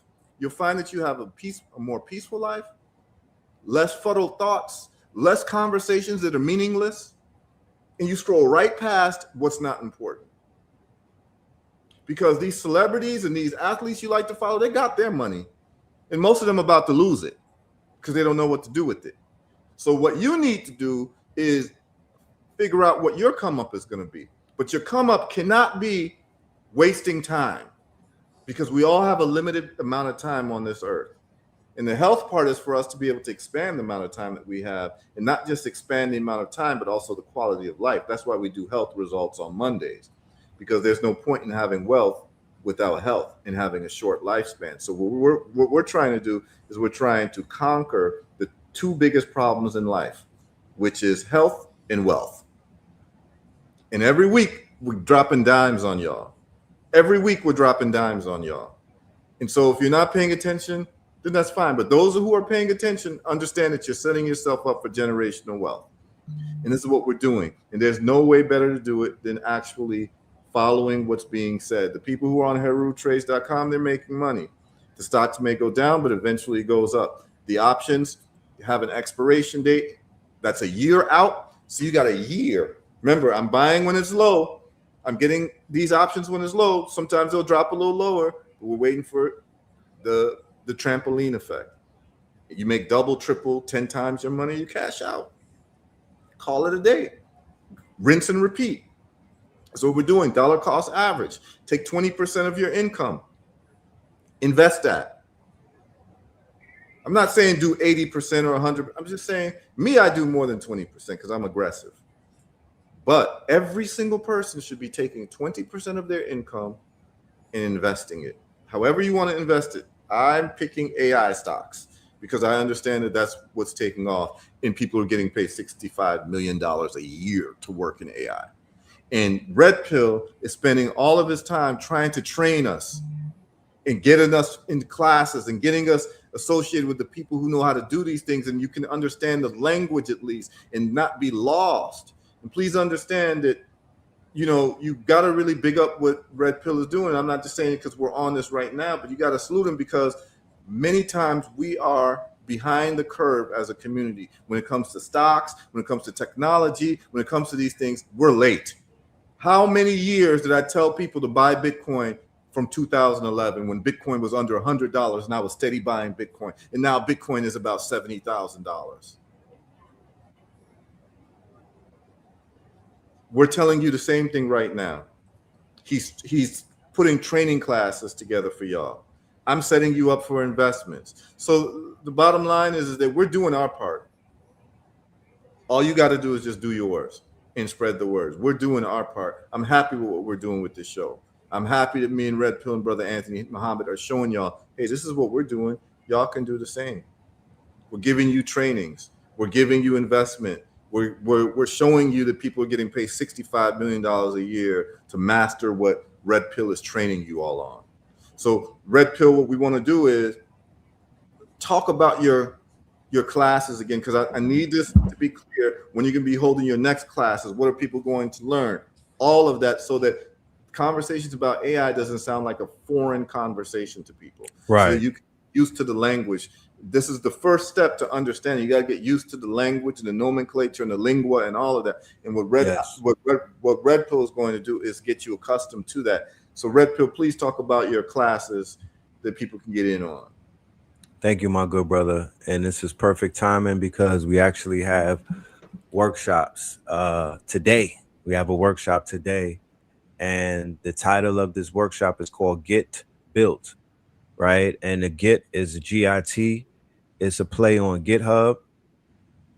And what we're doing is we're helping our brothers and sisters build out their quote unquote, their repos, their repositories. So if you have an idea, if you've been working on an idea, if you have a brilliant idea, whether it be an app, a website, or some type of solution and whatnot, we have the workshop where you could basically get that built out. Okay. And not only get it built out, you can also have it put on your GitHub. Other people will be exposed to it. You'll be able to get inside of a new community that's filled with devs, developers, engineers, and people that are inside of the AI space. If you were to ever go public, or if you were to meet with investors, you would have to have a GitHub repository. If you're not on GitHub, they're gonna look at you like you literally, it's almost like saying I trade stocks and you don't have a broker, you know what I mean? They're like, what's Robinhood? They're gonna be like, all right, exit the room, please. Get this person out of here because they're obviously a fraud. Shout out to everybody in the chat right now. We have KT aliens that are part of our program, and every time we get with them, they blow us away. We also have a program called Summer School, and throughout the week we go live and we build, and we have like a 1 hour to a 2 hour session where the students are teaching and they're showing their work and whatnot. Because one of the great things about AI is it's a real hands-on type of thing. When you see somebody building out, similar to when you're showing us the charts and you're literally, because trading could be intimidating, but you're showing us your back office, you're showing us the charts, you're showing us how you do these things. Now people could basically just copy what you do and learn that way. It's almost similar with the AI. It could be intricate, it could be somewhat intimidating for someone that knows zero about it. But when you come inside of our workshop and when you come inside of our school community, you will gain confidence every single time, because you will see brothers and sisters literally building out powerful tools, powerful apps in real time. And they'll let you know that they didn't have to sit in school for years to learn this. This is something that they were able to do with pure willpower, sheer willpower and imagination. Shout out to the Imaginarium. But yeah, I'll drop the link for the workshop inside of the chat right now. Ladies and gentlemen, we look forward to having you in the building, because the more people that we're able to educate, the more powerful and the more successful and the more wealthy we are as a collective. I got a question for you, Red Yes, Pill. sir. What made you decide to go so hard on this AI and spread it to the people? When I saw results, I'm about results. I was becoming bored. I was becoming somewhat disenfranchised with speculation consciousness. But when I realized that this was kinetic and I could basically do things and show proof of work, then it began to gain my interest. And I'm also like a nerd from back in the days and whatnot. And it basically, I was able to do things with it. Well, let me backtrack. There was an app called Lenza in December of 2023, where they basically had you upload your pictures, and those pictures turned into like an AI image, right? So this was my first exposure to image generation, and I was blown away because I literally woke up from a dream where I saw a vision of myself looking super like Afrofuturistic. I wake up, I go scrolling, and I run into the app. I upload my pictures, and then the image that is sent back was similar to the one in my dream. So right away, it really caught my attention, and that sent me down a rabbit hole. And I've been teaching, I've been sharing, and I've been basically disrupting ever since. You know what I mean? And now I'm joined by an entire network of brothers and sisters that are sheer geniuses. Shout out to brother Hit Sayu. Shout out to Spin City. Shout out to Human. Shout out to Giant. Shout out to brother Malik. There's so many names that I could call out of brothers who have picked up Mansa Isa Muhammad. So many people who have picked up the mantle, and they're doing great things. And we're greater together than we are separate. Absolutely. And like that's key what brother Red Pill said, because in our communities and online, there's big conversations about like separations and who's this and who's that and who's not this and who's that, and all of it is a psyop. Because let me just tell you about division. Division as a mathematical concept seeks to go to zero, whereas multiplication seeks to go to infinity mathematically. So therefore, those who are not talking about uniting all of our efforts, and they want to divide us, those people want us to go to zero. Because what you're going to find out with the people who want Black division, like within our people globally, they're going to be divided even amongst themselves, because it doesn't stop. See, division seeks to go to zero. So even if you want to say, And we've seen it. We've seen East Coast versus West Coast. We've seen North versus South, right? Even in the hip hop world, right? You see it. You see Crips Blood versus versus Crip. Blood. You see Blackstone, Peace Stone Rangers in Chicago versus, GDs and this and that. And what I'm trying to tell you is, and then on the continent, you see Igbo versus Yoruba. Yeah. Ashanti versus Ewe and this and that. It doesn't work, y'all. You see what's going on in South Africa right now, where you had South Africans talking about getting other Africans out of Africa. Right now, so folks left, and right now those same South Africans are fighting amongst themselves now. Now it's Zulu versus this group. You see what I'm saying? It doesn't stop. It don't stop. You see, and this is part of the black box thing that I talk about, which we probably will cover next week. Because what the black box is that whenever an airplane crashes, the only thing that survives is a black box. And that black box has what they call telemetry data in it. And you retrieve the black box, not just to retrieve the black box as an intellectual pursuit, but to actually find out what, where, and how the plane crashed, not as an intellectual pursuit, but to make sure that it never happens again. And so I have a black box. I have a black box analysis and a black box solution for globally black folks. I'll introduce it pretty soon, right? I have some pieces together, but basically it's using first principles thinking to solve the problem. So first principle thinking is, what is the mutable truths of the upward progression of any people or the downward digression of a people? That's the first thing that first principles thinking asks you to do. What are the mutable truths of a problem set? And then two, what are the limiting factors? And usually there's one or two limiting factors. And I'm going to tell you the two limiting factors in terms of our people. Okay? And we're going to address those head on. And when you all see it, you all understand why I'm doing what I'm doing. I just haven't discussed it yet. I laid out the infrastructure, and anyone who takes part of it, you're going to always outperform, be advanced, and your children are going to have a superior life than other people because we're addressing the black box that has not been addressed. What are the limiting factors that have kept us behind? Because anywhere you go in the world, wherever black folks are, we're at the bottom of the totem pole. I've traveled and I've seen this. In even countries that are run by black politicians, the people running the money system, like in South Africa, the head of the South African central banks has typically been Boers, which are the Dutch-descended Europeans who instituted apartheid. They still run the central banks of South Africa. Facts. When you go to West Africa and East Africa, the people running commerce, when I was looking to do business in Tanzania, in terms of renting warehouses to put up manufacturing facilities, the only people I spoke to was Indians and Arabs. Okay? The people running the economies. You go to Jamaica, the people running the economy is Syrians and Lebanese. Everywhere we go, we're at the bottom of the totem pole. You go to America, black neighborhoods, who's running most of the businesses? It ain't black folks.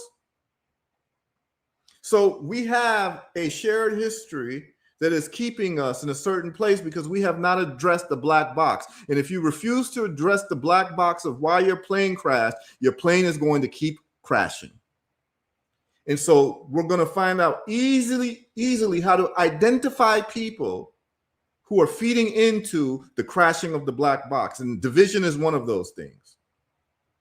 And we're going to place it in a way where it becomes a way of life to address the black box. And there's two issues that I'm going to address probably next week. It's two issues that caused our black box, our planes to crash. And when you solve for these two issues, you have nothing but prosperity globally amongst our people. And we have refused to address this. There's a book called 2000 Seasons, y'all. Y'all should read it by Aikwe Arma. Everyone should read it. It should be required reading. There's a chapter called Ostentatious Cripples. You all should read that. I'm not even going to go deeper into it, but read 2000 Seasons. There's a chapter called Ostentatious Cripples. Okay? And so we're going to address the black box, and we're going to address how I'm instituting a solution for it. If you want to deal with it, you can deal with it. If you don't, you don't. But there's no other way, because first principles thinking is first. Just like if you want to solve Space travel, you got to solve the reusable rockets problem. If you can only blast a rocket one time and you can't use it again, space travel becomes very expensive. So until you solve for rockets coming back and landing and you can use them over again, you can never have space travel that's actually meaningful. Imagine if you can only have an airplane, you can only fly it once from, like I just flew from London to America. Imagine if you could only use that plane one time, how expensive a plane ticket would be. First principles thinking solves problems very quickly. And we're going to use first principles thinking as a comprehensive approach to solve our problems globally. And then you'll be able to realize who's actually going to cause our plane to crash, because what they're doing is they're feeding into the telemetry data that caused our plane to crash. And you'll be able to identify them right away. That means that once you understand this, when you hear people talking a certain way, you just leave them alone, because they're going to cause our plane to crash. And then you see people talking another way, that's who you go to, because they're addressing the two limiting factors of what kept us from rising as a people. And I'm just going to address it. So it is what it is, y'all. Next week, I'll probably will address it. But in the short term, Brother Red Pill got some workshops going on. And it's the Get Built. And he's put it in the chat for the people on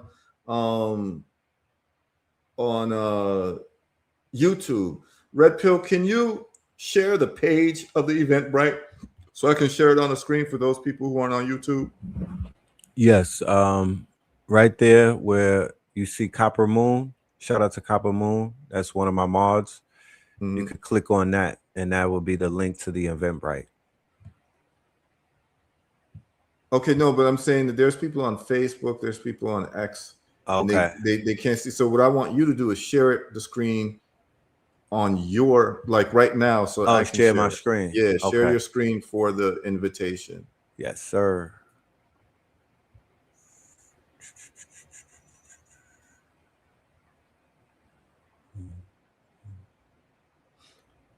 As you all can tell, I'm riled up. I'm always like this, like internally, because I only want to be with winners. And I know the conversations of losers. And I know the habits of losers. And I only want to surround myself with winners. So if we're going to develop a winning team, there's certain traditions, habits that we're going to be engaged in on a daily basis. If you want to win. Now I don't see it yet, Red Pill. I'm coming right now.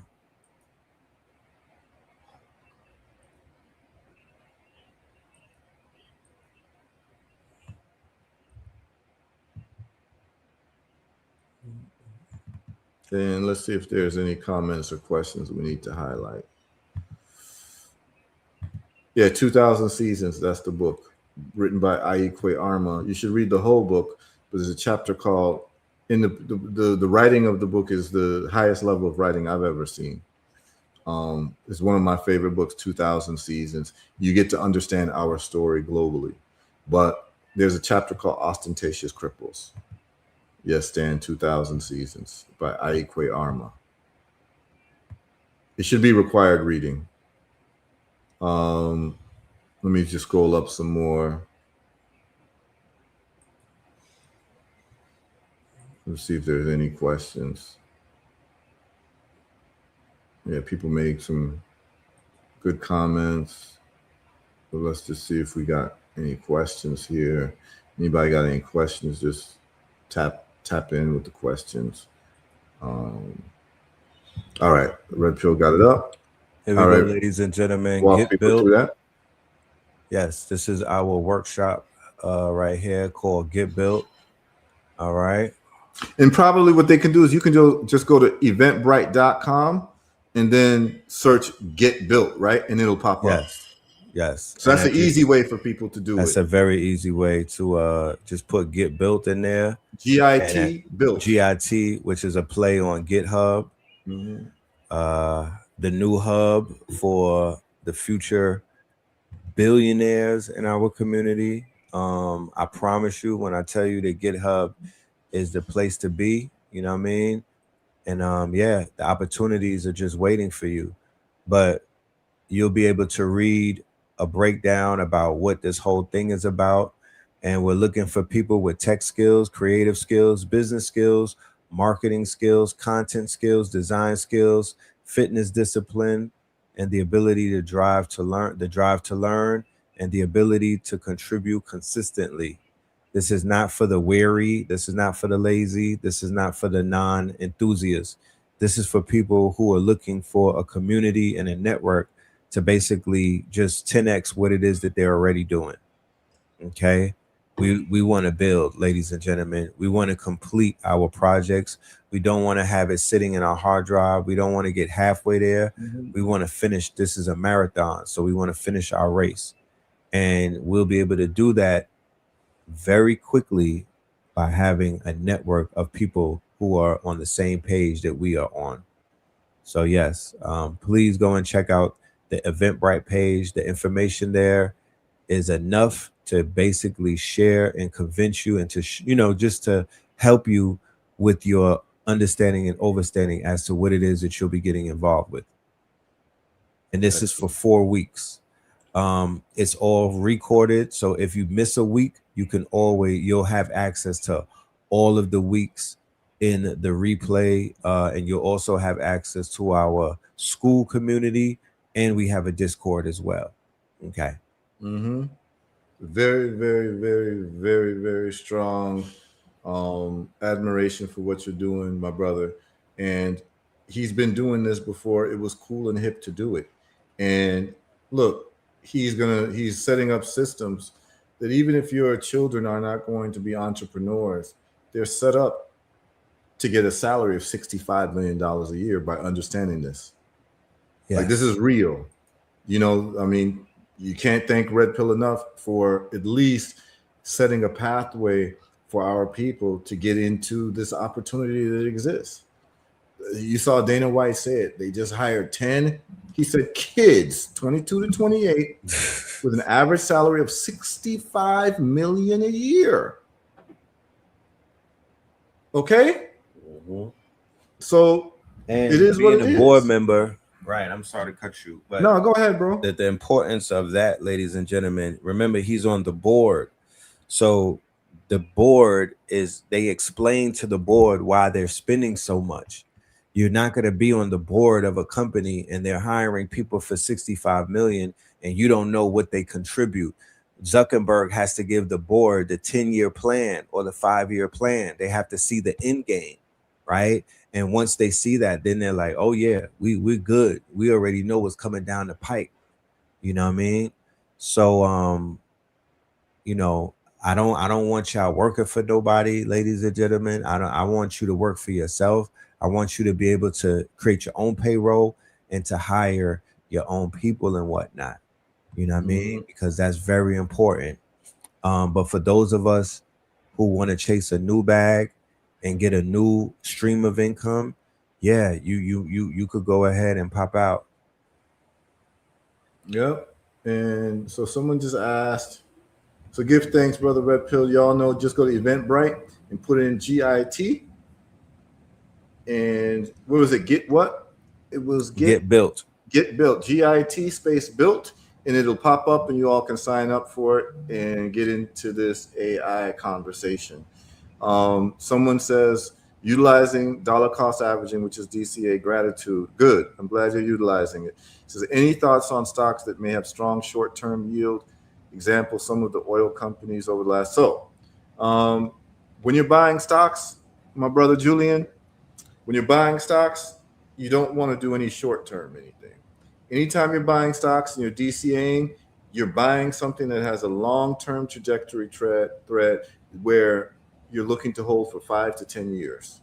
This is the way that you get rich slowly. So you don't want to do any short-term anything when you're talking about DCA because things happen. Now, if you're reading charts in terms of technical analysis, you can start looking at where the lows are and get in on that for a short term. So I have stock options right now on oil companies and oil and what have you. Now, what's really interesting is that was based on what you call fundamental analysis in the news, but oil has now hit a new low. So we expect it to go right back up, which it's doing literally right now. But as an investor, I would tell you there's a difference between an investor and a trader. Trader is short term. That means that you need to know how to read the charts. Do not trade if you don't know how to read the charts, like how I was breaking down the lows, stochastic, RSI. You need to know all that. If that stuff is news to you, like other words, if it's something that you've never heard before, do not do short-term trading. You need to know, like, and be comfortable with what I was saying. But you don't need to know any of that stuff if you're dollar cost averaging. And when you're dollar cost averaging, please understand it's for 5 to 10 year period. All right. So that's very important distinction to make. Never invest short term. Always invest looking at 5 to 10 years. So when I was buying Bitcoin and dollar cost averaging in 2011, when it was below $100, I was dollar cost averaging. So every week I was just buying Bitcoin, buying a piece of Bitcoin, buying. And then over time, you start accumulating as the price goes up. But it's a 5 to 10 year horizon, right? So I was buying Bitcoin really almost every week until like 2021. That's what I was doing because I had a 10-year horizon. So everything you're doing should have a 5 to 10 years. It's called get rich slowly, but it's safer to do it that way, okay? But those of us, if you have a little money to play with, you can do options, you can do Forex and stuff like that. You can, but you have to know how to read the charts for the short-term price movement. Short-term is really less than a year, okay? That's trading. Investing is holding on for 5 to 10 years, and some people hold on for 100 years. There's some people who've been dollar, like I always tell the story of the white guy I met at the beach years ago, whose family has been dollar cost averaging Coca-Cola since the 1950s. And he owned 8 million shares because his family, when his grandfather died, it was given to his, inheritance to his father. His father continued the same tradition and gave it to his 3 children. And this guy was one of them, and he owned 8 million shares. And, this was in 2003 when I met the guy at the beach in Miami. He had 8 million shares. And right now, Coca-Cola is $80 a share. So he owns $640 million worth of Coca-Cola stock. The guy was damn near a billionaire if he held on to that stock, which he said that's just what they do. He said he don't even drink Coca-Cola, but they just dollar cost average Coca-Cola. So I'm sure he owns way more than 8 million shares now because it's just a tradition in the family. That's something that we can start doing too as a tradition, dollar cost averaging. So let your children start dollar cost averaging, pick some good companies, and they don't have to just be American companies. It can be companies in different parts of the world. Like I've shown you all, the African company, particularly Clydestone, that's doing better than SanDisk, 4,000%. I'm going to share that real quick. I haven't gotten the chance to buy more Clydestone stock because I've been traveling internationally, but I will be buying stock today and tomorrow. And I'm getting in on the Dangote IPO.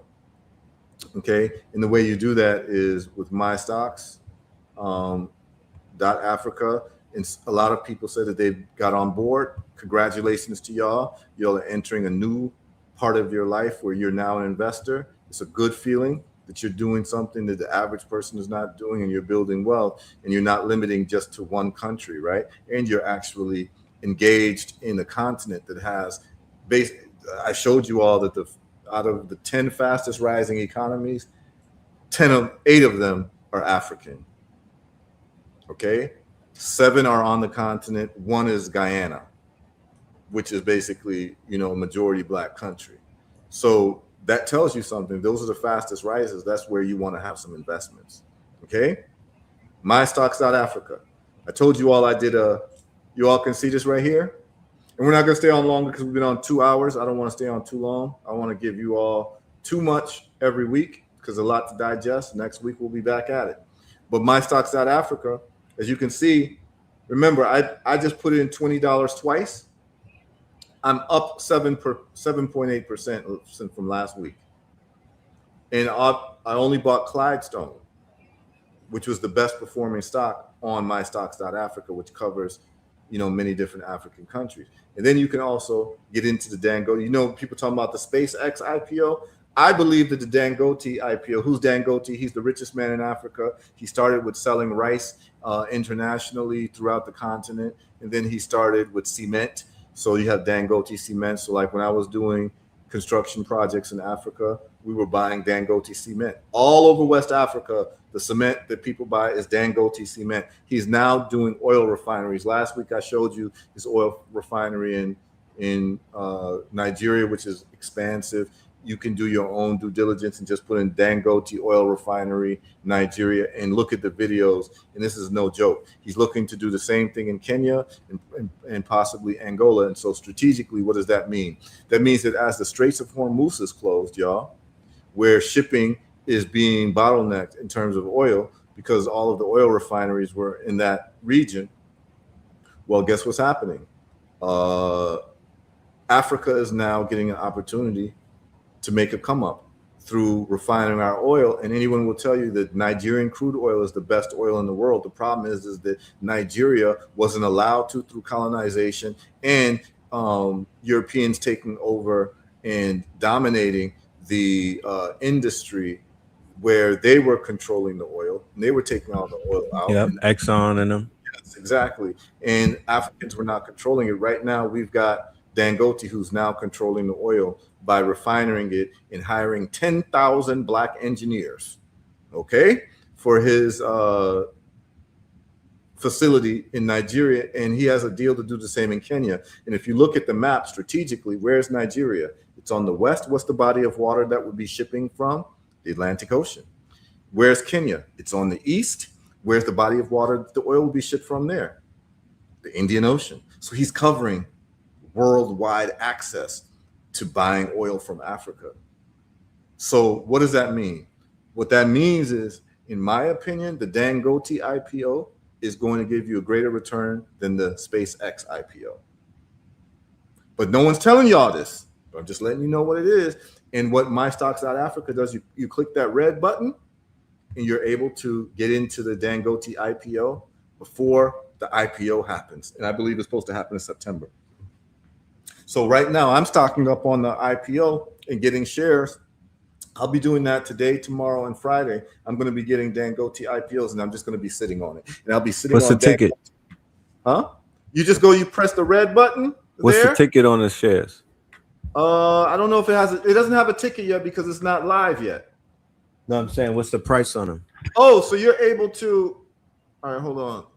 So this is what you can do with the Dangote IPO. When you click that red button, you apply for the IPO as an investor. But if you're already on MyStocks.Africa, you are considered a qualified investor. Yeah. Whereas in the United States, to be a qualified investor, you have to prove that you make $250,000 a year or have $1 million in net worth. And that's what blocks a lot of people from getting in IPOs. However, the Dangote IPO, you don't need all of that. Okay. So let me share the Dangote IPO, how you get in on the Dangote. You apply for it and you go here, you see my email there. Yep. Country of residence, and you can choose your subscription amount. $200, $500, $1,000, $5,000, right? I'm going to be investing into this IPO. You do it, you submit the interest, and you buy it. You have your money set aside for it so that you get in shares before the IPO is even issued. Right. It's a beautiful thing, y'all. We are now, for the first time in history, we as a people are now set up to invest in ourselves in a very serious way. Okay, because it's so easy because of the internet. And now, is this similar to what Garvey was doing? Yeah, but this is actually on a whole different level than what Garvey. So let's talk about what Brother Red Pill said. So Marcus Garvey, he had the Black Star Liner, which was going to be dealing with international commerce between Black folks in the West and Black folks on the continent, because as we know, the continent is very rich in raw materials. And so anyone who was looking to do industrial work or manufacturing would be able to use the Black Star Liner to get goods from Africa and start using them in the United States and back and forth. And so he was offering people shares in the Black Star Liner shipping company. And that was a way that we were going to become wealthy together. And then they ended up imprisoning Garvey on wire fraud, saying that, you know, he was doing some things wrong with the Black Star Liner. So the Black Star Liner never got a chance to do the IPO. And this is a way that they kept us back. Okay, people need to read this history. This is the way that they kept us back from having generational wealth, by jailing Marcus Garvey so that we could not get in on the Black Star Liner IPO. He was making it readily available because in his newspapers, which black people were reading, the UNIA newspaper that black people were reading, it was actually the most popular newspaper for the black world. It was actually banned in certain colonial run countries because it was so dangerous that he was getting us to put our money together to buy stock. Super facts. In the Black Star Liner, where we were going to control shipping routes. You see, they want to be the only ones to actually get this action. So when you talking about Marcus Garvey, a lot of people don't know what they're talking about. Like, Marcus Garvey was serious. It was very serious. And he was going to unite globally the black population. And they don't want that. So that's why they want to keep us fighting against each other. So that black people in America think, oh, people in Africa don't like you. And then people in Africa think, oh, black Americans don't like you. And it's actually far from the truth. Those people who don't know history might say some things, but that's not who we care about. You want to find out what are the heroes and the intelligent people who understand history saying about us. In other words, you don't go to the average person who don't have no education in Harlem to ask them what they think about Africa. You don't ask an uneducated person in Ghana what they think about people in Harlem. You ask the people who are at the top of the society and understanding our history what they think, and they all say the same thing, and they end up becoming heroes. Ask what Kwame Nkrumah thought about black folks in America. He thought that black folks in America were indispensable to our liberation as a people globally because he went to school at Lincoln University, HBCU. The Black Star of Ghana flag is a tribute to Marcus Garvey, a Jamaican who lived in New York. Come on, y'all. What I'm saying is that anytime people start talking, because there's this conversation that's taking place and people using this word, delineation. Yeah, I'm talking to y'all. It's just a fancy word for separation. It's a fancy word for division. That's against the black box, y'all. You don't understand that the whole world looks at us and they're laughing. The whole world sees us as the same person. They don't give a damn. The Chinese government, the Chinese population, the Korean government, the people who are really running things, the European countries, they look at me. They don't give a damn they don't know if I was born in Jamaica, Kingston. They don't know if I was born in Bridgetown, Barbados. They don't know if I was born in Compton. They don't know if I was born in Harlem. They don't know if I was born in Ghana, but they look at me and they see a black man. And then they have their ideas of what black people are based on our continent. And so if we don't realize that we come from the wealthiest continent on earth, and we're not looking to marshal our resources towards industrializing our continent for the self-protection and the development and the generational wealth of our people, we're playing games. We're playing games with identity politics. We're playing games with division. He doesn't like me. This person doesn't like us. But I don't even understand, like, especially, I hear this from black folks in different places, man. And I'm talking to the brothers and sisters in America who say black people in Africa don't like us. Well, I was born in Africa, and I know what black people in Africa say. And I'm telling you that black people in Africa, the people who are really serious people, love you. They tell me, how can we get more brothers and sisters in America to come to Africa to help us build and get this generational wealth together? This is what the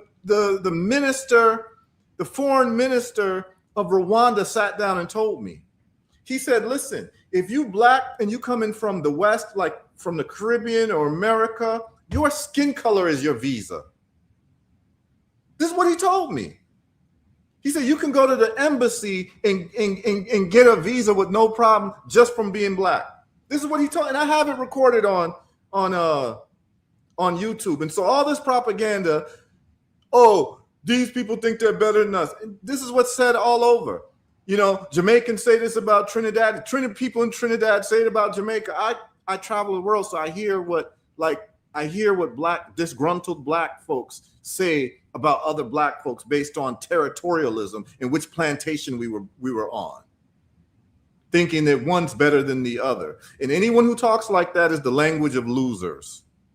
I'm telling y'all that right now, because I don't see division between, I don't see you whether you're Jamaican, whether you're from Atlanta, whether you're from Dar es Salaam. All I want to know is, are you a winner? That's the delineation I'm doing. Winners versus losers. So the conversation is different. Winners versus losers. If you're a loser, there's conversations that you're having that I can identify. You're talking about delineation. You're talking about separation. You're talking about I'm this and they're that. And we all black together. And we're at the bottom of the totem pole in every country that we live in. Because we haven't gotten our act together and we want to play identity politics with each other instead of actually uniting. You have a man who was born in Ghana. Where were you born? You were born in New York, Red Pill? Yeah, where were you born? You're born in the Bronx. I'm born in Accra. He's born in the Bronx. We've gotten together to bring you all value.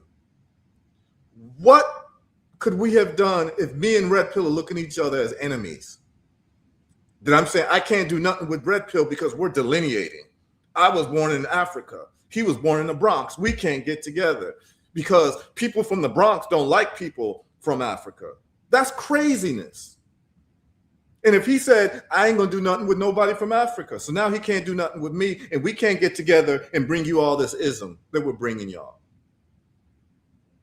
Do you see how it works? Divide and conquer. Divide and conquer. That's why you need to read Ostentatious Cripples in 2000 Seasons and understand the work of Marcus Garvey and the work of Kwame Nkrumah and Patrice Lumumba and all of these serious people who existed on each side of the water. And we're gonna let a body of water separate us?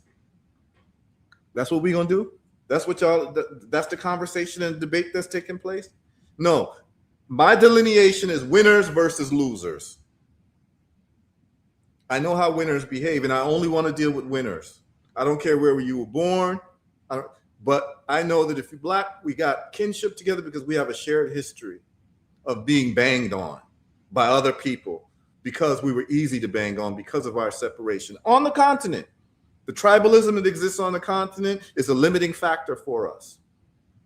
And then when you come to the States, there's tribalism amongst East Coast, West Coast, country versus city. Look, amongst Bronx and Brooklyn. Exactly. And then in Brooklyn, it's Flatbush versus Brownsville versus Crown Heights versus Bed-Stuy versus Coney Island. Yeah. And then in Bed-Stuy is Gates Avenue versus Tompkins. Yes. And what I'm telling you is that people who love division, or this thing that they call it, this new word for division called delineation, they'll never stop delineating. Because people who love division always will seek different forms of division. This is what those folks in South Africa, and this is not all South Africans, by the way. They're just the ones with the loudspeakers, the ones getting the attention because it's a COINTELPRO, and you're going to find out that the people funding them are our same traditional enemies. Okay? And so what's happening right now in South Africa is very instructive. They're the ones talking about, black folks from Zimbabwe, you got to leave. If you're from Malawi, you got to leave. From Nigeria, you got to leave. So people left. And now there's still chaos amongst them where now they are delineating even further into Zulu versus Xhosa. And this is exactly what your enemy wants. And they're not paying any attention to the Boers who are literally carving out a piece of South Africa as whites only. Did you know that they carved out their own territory for whites only in South Africa right now? And these black folks who are talking about delineation and got nothing to say about it because they don't bang against, they want to fight horizontally instead of fighting vertically. Right. You see, any black person who's talking to you about fighting each other horizontally because this person don't like and these people don't like these people, they're just engaging in the black box of what caused our plane to crash. And those people who have the power over us with higher technology are laughing at how easy it is to divide black folks. They're laughing at us. And those of us who are talking about unity are usually the targets. That's the Marcus Garveys. That's the Stokely Carmichaels, the Kwame Tures. These are the people. You don't even know the CIA was looking at Stokely Carmichael very, very seriously changed his name to Kwame Ture because the CIA had a document, I think Red Pills talked about it, the fear of a black messiah. And at the time, they were looking at Stokely Carmichael as being that person. Do you know why? Because Stokely Carmichael was born in Trinidad, raised in America, got involved in SNCC, which is the Student Nonviolent Coordinating Committee. And then he was working with Martin Luther King. And then he got involved as one of the heads of the Black Panther organization. And then what does Stokely Carmichael do? He went and moved to Africa and changed his name to Kwame Ture and lived in Africa, Guinea, and Ghana under the tutelage of Sekou Touré and Kwame Nkrumah. So they were looking very carefully because, like, damn, he's from the Caribbean, he's got ties to the United States, and he was very popular. Yep. And he's in Africa now. This is a very dangerous person. And so they were keeping their eyes on Kwame Ture as the next Black Messiah because he was engaged in the unification of all our people because of his lived experience of being born in Trinidad, where he became persona non grata because of his stance for Black power. He's actually one of the people who coined Black power, along with Ricks. Yes, he is. You understand what I'm saying? And people don't know this history, so people just be talking. They just be talking. Oh, when did Black folks from the Caribbean ever help us in America? And that means you don't know your history. You don't know your history. You don't know about Kwame Ture. You don't know about George Padmore. You don't know about Marcus Garvey. You don't know about any of these. You don't know about Malcolm X's mother being from Grenada. Casper Holstein. This is what I'm saying from St. Croix. Come on, man. Numbers game to Harlem. Because he was working in Wall Street and he brought the policy banking. He helped Black people become wealthy and rich. You got Queenie, who went against the Italian mob in Harlem. Come on, Red Pill. Right? So why you giving so much history, Red Pill? Why you giving so much history, bro? Right. We got rich off of nickels and pennies and dimes out of poverty. It's called policy banking, to the point where the mob had to come in and try to extort our people. That's where you got the lottery system from. This is from Casper Holstein, ladies and gentlemen. So absolutely. So you think, me knowing all of this, you think I'm gonna go to London, give a lecture, and see my brothers and sisters in London and think that I'm better than them or they're separate than me? No, that's family. Let me tell you, when I'm in London, I saw my people and giving the lecture, the hugs and the warm embrace was family. We're family, y'all. And those who don't think we're family are the ones who are fine living next to Billy Bob and Becky Sue. Look, y'all can have that. Right. When I went to London, we went in October 2019. And like I was saying, they celebrate Black History Month then. I was in a facility with over 2,500 people, my brother. And it blew my mind. Just the vendors or the small businesses were some of the top tier, businesses that I've ever seen, right? In terms of like their packaging, presentation, and product, and then the love, the camaraderie, the unmitigated love. Yes, the love is different, and that's why Red Pill, I need you to come to Africa with me next time I come to Africa. You have an open invitation, because if you think the love was big in London, wait till you see the love on the continent you're gonna get. Yeah, the love is different. When I'm in Africa, I feel like I'm Patti LaBelle at the Apollo. That's how it feels. The love is different, because when people see you about that and you really building, man, the opportunities that fall in your lap. And let me tell you something about people who want to start this international Black division. That means they're not getting money.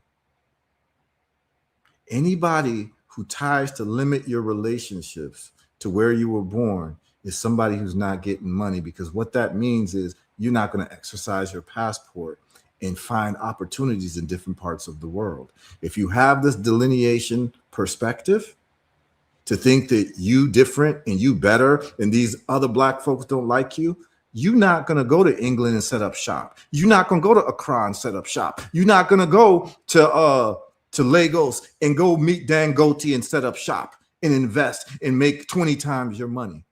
You limit your opportunities when you have this tribalistic worldview. And it hasn't served us in any way at all. I just felt like this is something I wanted to say, because I'm hearing these conversations and people talking, and they're like, basically, they're allergic to everything outside of their particular tribe that they were born into, their black tribe that they were born into. And it's like, this is craziness. That means you ain't getting money worldwide. Just on that level, forget the moral. Anybody who tells you you should stick to your neighborhood, that means that they're trying to limit you getting money. Anybody who tells you don't mess with those cats, anybody in Brooklyn who tells don't mess with those cats from Harlem, don't go to Harlem, don't do business. Imagine. Look, that's what they told me though, brother. I was They told you outcast. that? I was outcasted from Brooklyn because they saw me in Harlem with Sonetta in 2005. They was like, the twins done lost their mind. These are Brooklyn dudes in Harlem standing outside, standing by a table. They must be on crack. No, I'm telling you, they was dragging us bad. Now Because imagine Brooklyn is that. not supposed to be in Harlem. Yes. Now extrapolate that delineation thinking to countries now. Oh, Brooklyn shouldn't do business in Harlem because people from Harlem don't like us, right? You know how much money you're missing out on not doing business in Manhattan? So imagine now someone says Jamaicans don't like us. Right. And So then I'm Harlem not supposed saved to my go to life. Jamaica and do business? You know how much money I'm missing out on? I'm not supposed to go to Lagos, Nigeria and do business. You know how much money I'm missing out on? I'm not supposed to go to London and go deal with my brothers and sisters there and set up shop, which, by the way, we have Herbal Results. We have distributorship now. You can get Herbal Results products locally. Just letting y'all know, go to globallegacybuilders.com. You live in England, you can get Herbal Results products shipped to your door the same day of your order.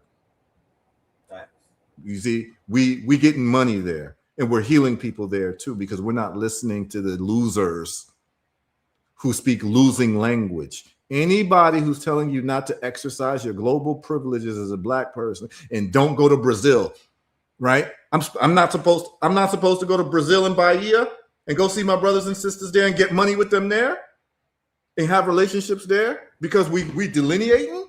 Yeah, stay out of Cartagena, stay out of Brazil, stay away from the islands, never go to a resort, you know what I mean? Or if you go to the islands, stick around with the white people at the resorts. Don't go into the hoods. Right. Don't go That's what amongst they your want to tell people. you. Right. Only go to the resorts with the conquistadors. Exactly. Only hang out with the colonizers, you know what I mean? And talk about your privilege with the colonizers, but never deal with the locals. Oh, yeah. I mean, those barefoot people. conversation. Yeah, don't deal with the barefoot people because they're bad for business. Like, come on, fam. This is this is the conversations I'm hearing. When I'm hearing it, I'm like, oh, they not only don't want you to have relationships with people outside your country, they don't want you to get money elsewhere. And understand that this is a global economy. You know what I'm saying? And so here's what the delineation people would tell you. Here's what they would tell you. Let's look at this. This is what they want to tell you. This is what, and I'm going to put it in real terms, because there was a comment made a couple of weeks ago with somebody saying, oh, here he goes trying to bring us to Africa, right? And I knew that was a delineation person, right? Which is just a separation. It's just a fancy word of saying tribalism, black tribalism. But check this out. This is what the people who believe in black division and you not doing anything with Africa, because to them, Africa is a bad word, right? It's they in their mind, they've been taught that Africans don't like you, Africans don't hate you, and they'll call you dusty Africans, they call you tethers and those types of words, right? Which is just words. I mean, I grew up in America being called African booty snatcher. You think I'm holding that against black folks in America? No, I put it at the feet of the people who taught black people that, which is the white power structure. Always go to the source of your problems. Okay, that's first principles thinking. Okay, so check this out. We're going to go to Clydestone. This is what they would have you miss out on. Clydestone is a Ghanaian company that's dealing with payment systems. And in the last year has done 4,500%. Do you see that, Red Pill? That's crazy. So they would have you miss out on this opportunity to actually make 45 times your money, which I'm invested in Clydestone as of last week. But I want you to remember, I told you that we want a dollar cost average and you should hold for 5 to 10 years. Remember that? Yeah. Look at the 3-year growth of Clydestone. Do you see that number? That's 12,000%. 12,000%.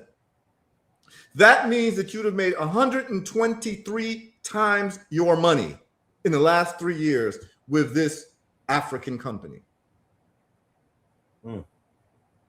This is what I'm trying to tell you all. And since January investing in them, you'd have made 700% your money. And in last week, I made 8% on my money. And I've only just put $40 in. I'm starting to go heavy starting tomorrow. Today, the markets are going to be closed very soon because, you know, I went overtime in the show. We just freestyling right now. I'm just kind of just telling you what's on my mind because I travel internationally. And when I hear these conversations about us limiting interactions with each other, that means that that person ain't getting money internationally.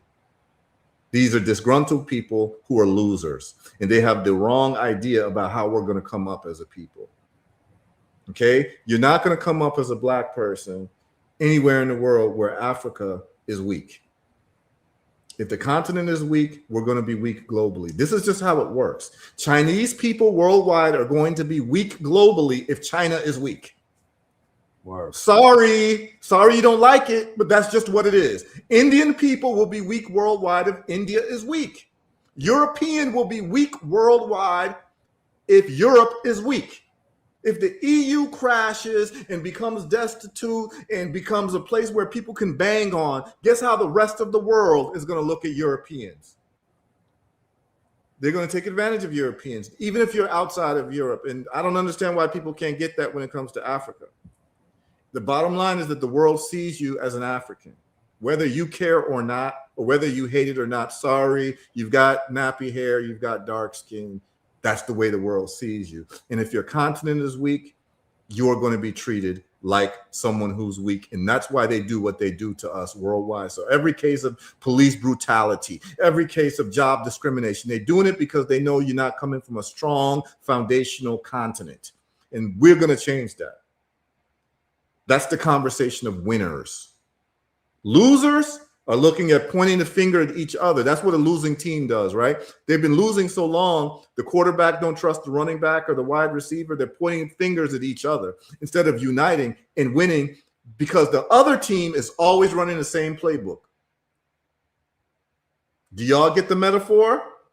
Okay, so we're stopping pointing fingers at each other, and I'm passing the ball the red pill. Red pill is passing the ball to me, and we're developing trust by doing business with each other. So no longer is the quarterbacks not trusting the wide receiver and the wide receiver not trusting the running back, because that's what happens when people start losing. You develop losing traits where people don't trust each other and people are pointing the finger at each other. As it works with a team, that's how it works with the people.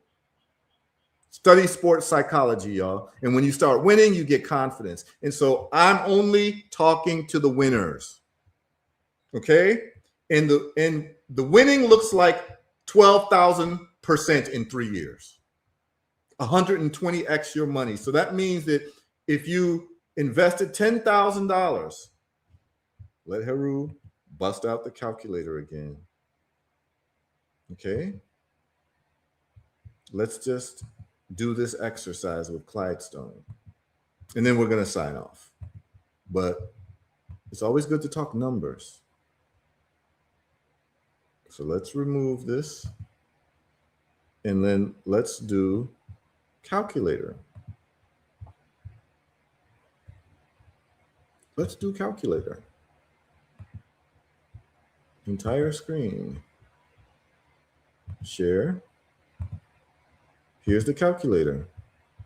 $10,000 times 120. That's 120x. You'd be sitting on $1.2 million today if you invested in Clydestone 3 years ago. How do y'all feel about that? That this is what's going on in the world under your nose, and people want to argue with you about identity politics, about what type of black person you are and where you were born. Do you see how foolish it starts to become? That's crazy. Because people aren't privy to this information. And so guess what? As an American, you can invest in Clydestone, which is a Ghanaian company. But if you are taught to hate Africa and Africans and think that you're separate from them, you won't even look that direction. And you just missed out on a whole generational wealth opportunity where you can actually get in, because now let's look at this. What is the price today of one share of Clydestone? You see, these AI stocks that we're talking about, oh, let's do this. Let's do this. Let's do this. Let's do this.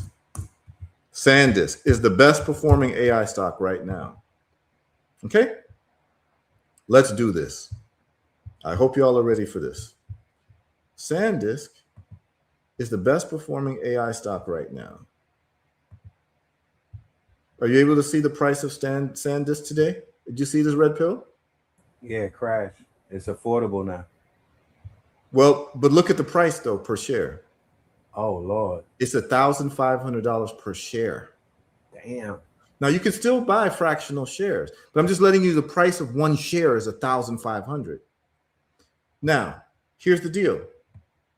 Remember, I told you that all the AI stocks are on sale right now based on the chart. That's what you're seeing right now. Buy low, sell high. All right, check this. We see that in the last year, it's up 3,500%, right? You see that red pill? Yep. Okay. But it's at $1,500 a share. Let's go to Clydestone. Clydestone is doing better than SanDisk at 4,500%. But what is the price per share? The price per share right now is $3.70. No, US. Wow. No, actually the US price. Oh, I believe the US price is 32 cents per share. 32 cents? Yes, it's $3.70 in Ghana money. But in US money, it's 32 cents per share. Oh, hell no. Okay, so here's what I'm showing you. Clydestone is doing better than SanDisk, but the upside is even much better because it's at 32 cents per share US dollars. Whereas SanDisk is at 1,500% per share. That means that you're able to get shares of Clydestone for 32 cents a share with a growth of 45 times your money in 1 year.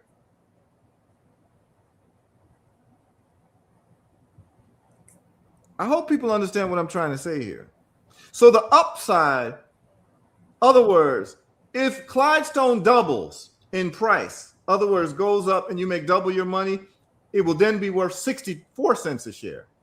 If SanDisk goes up double, it's going to be worth $3,000 a share.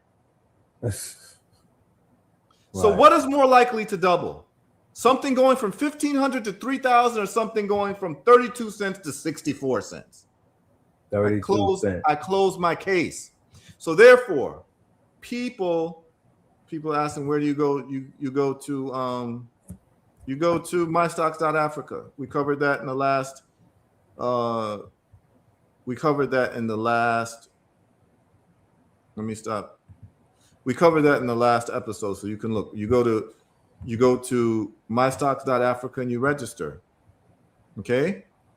And you register, it'll take a week to get, everything approved, and then you can start buying stocks. You can fund it with your bank account, or if you want it immediately, you fund it with cryptocurrency stable coins, USDC or USDT. I covered that last week. You can go look on Red Pill's Patreon or check out my YouTube or Facebook. Someone asked, they're not able to see the Dangote IPO. I think that was Kai. Yeah, go to the homepage, Kai. And the homepage here, let me just show you where you can get the Dangote IPO. Right here, Kai Wilson is all about that life. I know she's serious. She signed up the day she signed up for my stock, and it's free to sign up. But it's basically like Robinhood for Africa. And When you go in, Kai, it says right here, Dangote IPO, demo live, Dangote IPO, okay? And you'll see it there. I think you could just go to your dashboard. Yeah, go to your dashboard, Kai, and then you'll see the red Dangote IPO, okay? And then if you don't see it for whatever reason, I don't know why you wouldn't see it. Probably you could just search Dangote. No, sorry. Dangote, and then see. Oh, that's Dangote Cement. Let's look at how Dangote Cement has been doing. Oh, so the past year you'd have doubled your money. You'd have 2.5x your money with Dangote Cement. 2 years you'd have made 3 times your money. Look at that. Okay, and that's West Africa right there. And you can invest straight through here, this platform. Okay, so anyone telling you don't spread your wings internationally and delineate whatever, they're basically telling you don't get money internationally, don't have relationships internationally, and it's basically based on hatred. Okay, and we talking about love over here. We love all our people worldwide. We don't care where you were born. If you're a winner, yeah, we global citizens over here. Global. Yep, that's how we doing it over here. So you see these different Dangote companies there, but his oil IPO has not been released yet. So he has a cement, he has a sugar refinery, and then he has a trust holding company. Okay, but he's about to do his oil IPO in September, and you can get in on that early, and that's going to change everything. I believe that that's going to have more upside than SpaceX in the next 5 years. So that's just me. That's what I'm doing. And you just click the IPO, and you can get a subscription to the IPO before it's released. All right. So we've been on longer than I wanted to be, 3 hours. So I think that people got some good value for their time, and we'll be back at it next week. We're gonna have more. Yes. Yeah, go ahead. I look forward to seeing at least 10 of y'all in class tonight for this get built. I'm gonna have my good brother Hitsayu Aku as a special, as one of the teachers, and we're gonna be building. We're gonna be making moves. Shout out to all of my KTLians that are in the audience. Let me get a fire emoji if you're part of the program. But yeah, let's keep building, y'all. Let's make this thing happen, and let's continue to have that conversation at Winners Talk. Let's talk about that championship. Absolutely. And you see, Kai Wilson is a winner because Kai got into Bitcoin early. She started training people on how to buy Bitcoin. She did classes and all that. And Kai Wilson, the moment I brought up My Stocks Africa, she registered the day I registered. We got approved on the same day. And she's about that action. And that's the type of people I like to talk to because they're about kinetic knowledge. And better believe Kai Wilson will be getting some Dangote stock along with me. And I'm sure Kai Wilson's going to get in on some Clyde Stone as well. So we're going to really have identical portfolios, and we're all going to be laughing on the beach together. That's just what it is. You understand what I'm saying? And these are the type of people I like talking to. Kai Wilson, enough respect every time. And there's more Kai Wilsons out there who's really serious about this because they're looking at the numbers, and the numbers speak for themselves. So we don't waste any time. Kai Wilson is a winner. Be like Kai Wilson. You understand? So, yep. The brother just said someone just said, yeah, this brother just registered.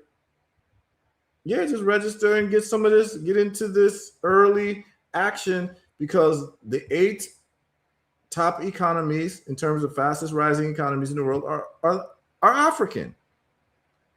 You'd be a dummy not to invest in Africa. So if you want to use your emotions and how you've been told to hate Africa and hate Africans, you're missing out on money.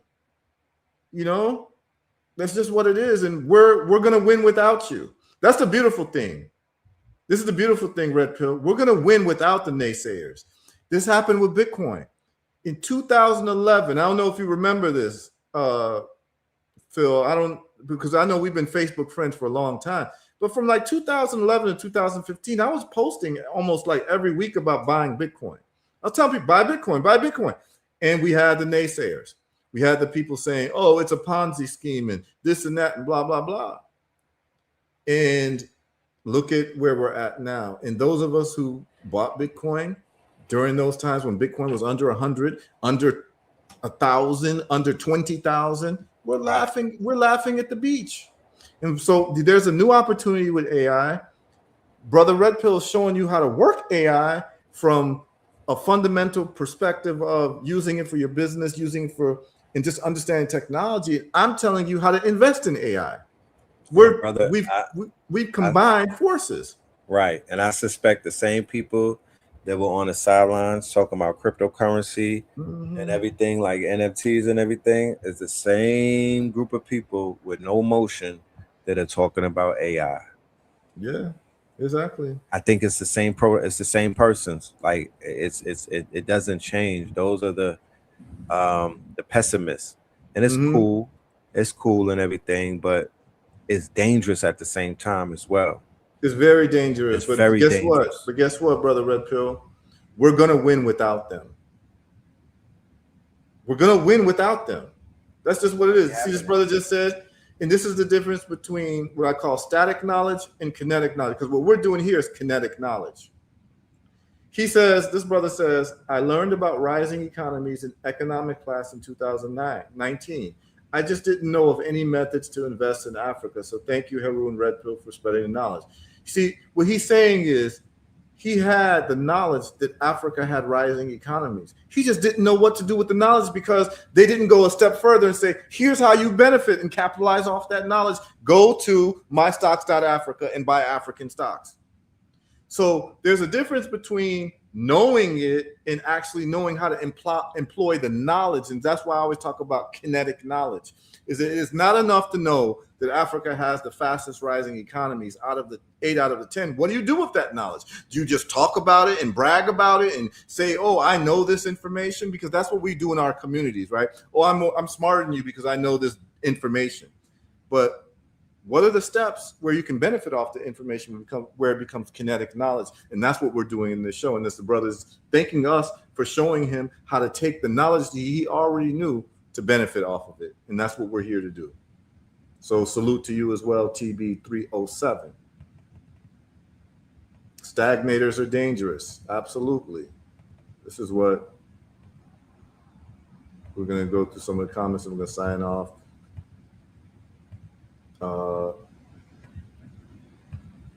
We have a comment by, I have to scroll up a little bit, by Nat Negus Cole. Nat Negus Cole is one of the subscribers to HeruTrades.com. Stagnators are dangerous.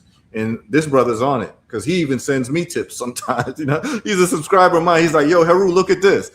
Big up Nat Negus Cole. Enough respect every time.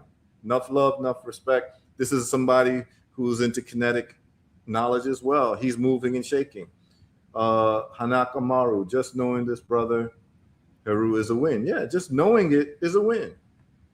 We're just showing you, yep, new digital wonders laughing on the beach together.